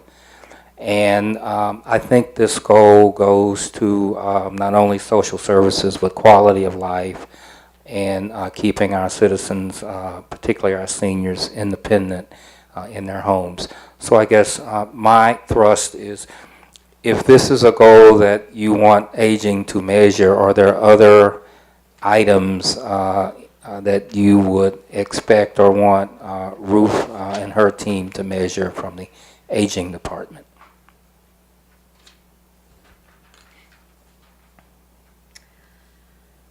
So on this side of the pie chart, 39% in the blue cut of the pie, Federal. 39% is federally funded, correct? That's correct. 39% is KDADS, state funded. 14% is mill levy, local funded. And then the 6% and the 2%, are those the food programs? Program income, that would be donations from Okay. the nutrition program or co-payments. So on this side, where you have a goal to reduce the number of people on the Senior Care Act waiting list. Yes, ma'am. So I have been under the notion that the Senior Care Act is federal. Am I right about No. that? No, The that is. Senior Care Act is a state program. It is state. The Medicaid It's, program, okay, it's state, but it's okay. federally This funded. is state Medicaid. No, the people on Senior Care Act have income that's above the Medicaid Gotcha. eligibility. So they qualify for the Senior Care Act services. Right, they would qualify for a nursing home and Medicaid, but their income is higher than the Medicaid eligibility. Gotcha. So part of the issue you are struggling with to bring the number waiting for those services down Yes, is the dollars, the funding to be able to do that. exactly. And those are state dollars. Is that right? Yes, the state funds, the state funds the Senior Care Act program. Currently, we have about 125 people on the services. We have about 274 people waiting. So I saw those that. people that are waiting for services, they're either going to get better, die, or go to a nursing home. So 127 in services, 230 274 about waiting. Waiting. Some of those are underserved. What that means is we've gone in and decreased those plans of care to meet our budget. So when we assess those people, they actually needed more services than they're actually getting, but they are getting some. So we have about 74 people who are underserved, and the rest of that 274 people are people who are waiting for some type of service. If you look on what type of services are available under Senior Care Act, and then look at the pie chart at the bottom, the majority of people are waiting for attendant care and personal care type services. So when we say, Mrs. Jones, make a goal to reduce this wait list, and we know that the way to reduce the wait list is tied to funding available, you know, how can we help you reduce the wait list? Beyond just saying, reduce it, please. I'm looking for. You're not gonna reduce it unless we have funding available. Right. Just So to put I'm those- questioning the goal. Yeah, I think it's not that we don't care, it's just we don't know how to do anything about it. Because of the money's state money. We would like to have more control. We would definitely like to have more control over the state, where the money comes from, and direct it. But at this point in time, we don't seem to be doing very good right now. So when you are providing these services, is that your staff out in the field, or are you contracting with agencies that provide attendant care and do these things? Our staff would go out and complete an assessment Mhm. and determine the hours of services or the need. Okay. And then develop a plan of care, and that plan of care is then contracted with a home health agency. Okay. Who provides that service. That's what I thought. I just wanted to make sure because, of course, I've spoken with your staff and those agencies that are working with your department. So I wanted to make sure I had that right. So, yes, sir. I'm sorry. No, you're Who made the suggestion in terms of reducing the number of eligible clients? Actually, I suggested that because this is one of those areas where it's hard to measure, and so getting it in front of you all to give us some direction was sort of my ultimate goal. Okay. Okay, so having said that, was there any data, any data or tools that you used to come up with this? In other words, so there had to be an idea of how that could be done. My thinking, Commissioner, was to try and find an activity that the department was already doing, and then one that they had some semblance of control over. Many of the goals that aging has are statutorily required, right? And so I don't have a way, or Ruth doesn't have a way to change Kansas statute. So I tried to think of something that the department would have a little bit more hands-on control over in terms of meeting one of your pillar objectives here. How'd that go? This is it. This is it. This is why we have it in front of you, so you can help us figure out. So I'm going to say to you that we won't figure that out tonight. Right.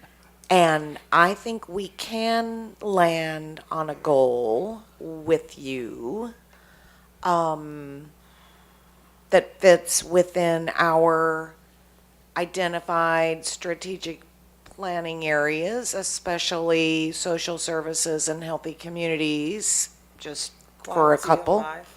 So I think we can get there. I just don't think we're going to get there tonight. Now, I'm going to say that this would be great, but given that it's really not within our control, we may have to revise it. And I'm perfectly willing to do thinking about that on a day when it's 9 o'clock in the morning, and not 9 o'clock at night. I'm not saying it's not important. Right, and one thing I'd like to leave with you and for you to think about, and as Gordon went over the cost of care, as I mentioned earlier, these are folks who don't qualify for Medicaid. So if you look at the cost of the nursing home, that cost would be eaten up real quickly if that person was to go into a nursing home, as opposed to staying in the community, Right. paying their taxes, supporting neighborhood grocers. So if we look at it from a cost effective, we're saving money if we can keep people in their So we homes. could even come at it from an economic standpoint. Exactly. But we know that there's no possible way that people being served by this program are going to be in a nursing home. There's no way. Could you It's say not that again? possible. There's no possible way these folks who do not qualify for Medicaid, but Because of do their not have income. incomes of disposable $3,500 to $4,000 a month, there's no possible way for them to afford nursing home. Well, They cannot do it. Many of them that are above the eligibility for Medicaid have some assets, but those assets are going to be sucked away real quickly Correct. at Maybe they could 3,500. afford it for 6 months. But we're on the same page here. Okay. So I'm just saying, we can come up with this. We just aren't going to come up with it tonight. But I appreciate this information from you and your efforts at staying here all night to bring it to us. Yes. Yeah, the only other thing I would ask is that it's okay if for some reason we can come up with OPM, other people's money, to put into this fund. Is that maybe an option? Yes, and this is one of the few programs we have that, because these people have a higher income, they are required to have a co-payment. And so that co-payment does go back into the pot. Right. Allow more service. Well, I'm just thinking of maybe some more community partners Oh, I that understand. might be willing to add some money. That's all. I just wanted to throw that Sure, into the mix. absolutely. We're just going to have to come back to it. But I understand what you're grappling with, and it's important. But we'll get there. We're just not going to get there tonight. I'm sorry, we're just not. And since it's information only, unfortunately, we'll be bringing you back Okay. and letting you go sooner than 9 o'clock at night. And we'll keep working on this goal with you. All right, I appreciate it. Thank you. Thank you very much. And Ms. Wilba Miller, the next item we're going to deal with is the community development block grant process. And we have been here a very long time. You have provided us with the revised new application. It was in all of our packets. I'm going to turn this over to you. Let you share with us whatever you want to share. In particular, I know that you're looking for direction on a timeline that you have proposed, and so I'm going to let you take it from there. Thank you, Commissioner. The thing that I'm asking for tonight is the approval from you all of the revised application that we submitted to you all. And then to talk about fast-tracking it to the full commission this Thursday night for their approval to go ahead and start the timeline and the process. One of the things that I need to make sure that everybody is aware of, once we put this application for CDBG funding out into the public domain, that we are specifically telling them that we're going to be doing on page 3 of the application, we're going to be getting RFPs or requests for proposals, not on section A, which is the public services. We have a cap there. We are very close to the cap, I believe. And I think that from section B through E in the ad, we can say, this is where we want to have people apply for. I agree with that, and the point is, we're staying with bricks and mortar, and we will make it clear as we advertise that this pot of money we are putting this grant application forward for is still bricks and mortar. Yep. We've reached the cap on public service, Well, and we have a little we're flexibility, but we don't, reaching. That's not what this is. This is bricks and mortar. This stays with the philosophy, if you will, that was put forward by the budget committee, or the the budget. CDBG committee that brought forward those items. Let me see if I can spit out one more thought, and then I'll let you have the floor. The other comment I had as I read through the application was, again, with the marketing, there is a Women's Chamber of Commerce. Okay. So I saw you. It's on the back page, the list of where we want to market it. Yes, and I read through that, and I just wanted you to be aware that would be another way to market the application. Okay. And there might be many other ways, but And- I know you're open to that. So. Right, and part of the thing that I am going to ask is, when we send it to the commissioners also, that they, if somebody that we don't have on our list, if you want us to forward it, or you want to forward it to somebody else. Right. That would be Right. appropriate also. So, Commissioner Townsend. Thank you, Madam Chairman. I think you hit on just a couple of overall questions that I have for clarification, so that when this version or whatever is approved goes out, it will be limited just for, looking at page 3, Right. section B, C, D, and E type spending. Yes, Is that ma'am. correct? That's right. Okay. Thank you for And clarifying that. this will pertain only to the 2015 and 2016 budget monies that we have left over, so to speak. This is not Yes. 2017. Correct. So is it anticipated the same application then would be used when we go into the 2017 cycle? Right, this is our, Okay. sort of our pilot for this application. Yeah, and Commissioner Townsend, I just want to follow up on what Wilba just said. You know, this is new. We're going to run it through this process, have it back to you at standing committee in January, and we'll do what we call a plus delta, looking at any changes we want to make Okay. at the end on it, and just make sure that it's good to go to put back out again the next time around. So if something comes up, we're going to want to talk to you after that January timeframe, it's probably February, just talk about what we might do differently. Move for approval. Second. Roll call on the motion. Roll thank call. Philbrook, You're welcome. Aye. Johnson, Aye. Kane, Aye. Bynum, Aye. Townsend. Aye. Thank you so much. Whew. Yeah.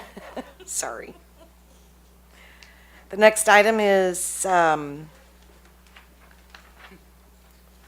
here it is, right here. The Kansas-based breastfeeding promotion project, Scranton, that we have Terry Breckhausen here, and we appreciate you staying with us all night, and we're trying to procedurally make it so that you don't have to continue to do this when you have these smaller, just so you know. So we're here to That's hear fine. from you. I've volunteered to be last on the agenda. I want you to know that. So I'm so- impressed. So here I am. Thank you. The $3,000 grant for the breastfeeding support group, and that's to provide incentives for the ladies to continue breastfeeding for the goal is for 6 months, and then also to buy some stuff for our breastfeeding room that we have at the health department. I move we move forward with this. Second. Roll call. Roll call. Philbrook, Aye. Johnson, Aye. Kane, Aye. Bynum, Aye. Townsend. Aye. And the second item The is, second item is Baby and Me Tobacco Free Grant, and that's the nearly $5,000 grant. A similar thing to provide incentives for people for new mothers to not smoke, quit smoking, and also household members to quit smoking, and to provide incentives for them to do that, and to pay for some costs of the educational program. Thanks, Terry. Move to accept this. Second. roll call on the motion. Roll call. Philbrook, Aye. Johnson, Aye. Kane, Aye. Bynum, Aye. Townsend. Aye. And that last item we will bring up another night, but this does conclude our standing committee agenda for this evening. Hey, staff, no more. I don't know. 4 hours is ridiculous. Well, this is where the bulk of the work is done, so we, No. I just mean, We can have 2 we meetings and do we'll this come on. work at the standing committee level and not at the full commission level, so that's just a reality. Well, our committees. Now, see, there's the objection. Oh, it's getting so deep. I just don't think we.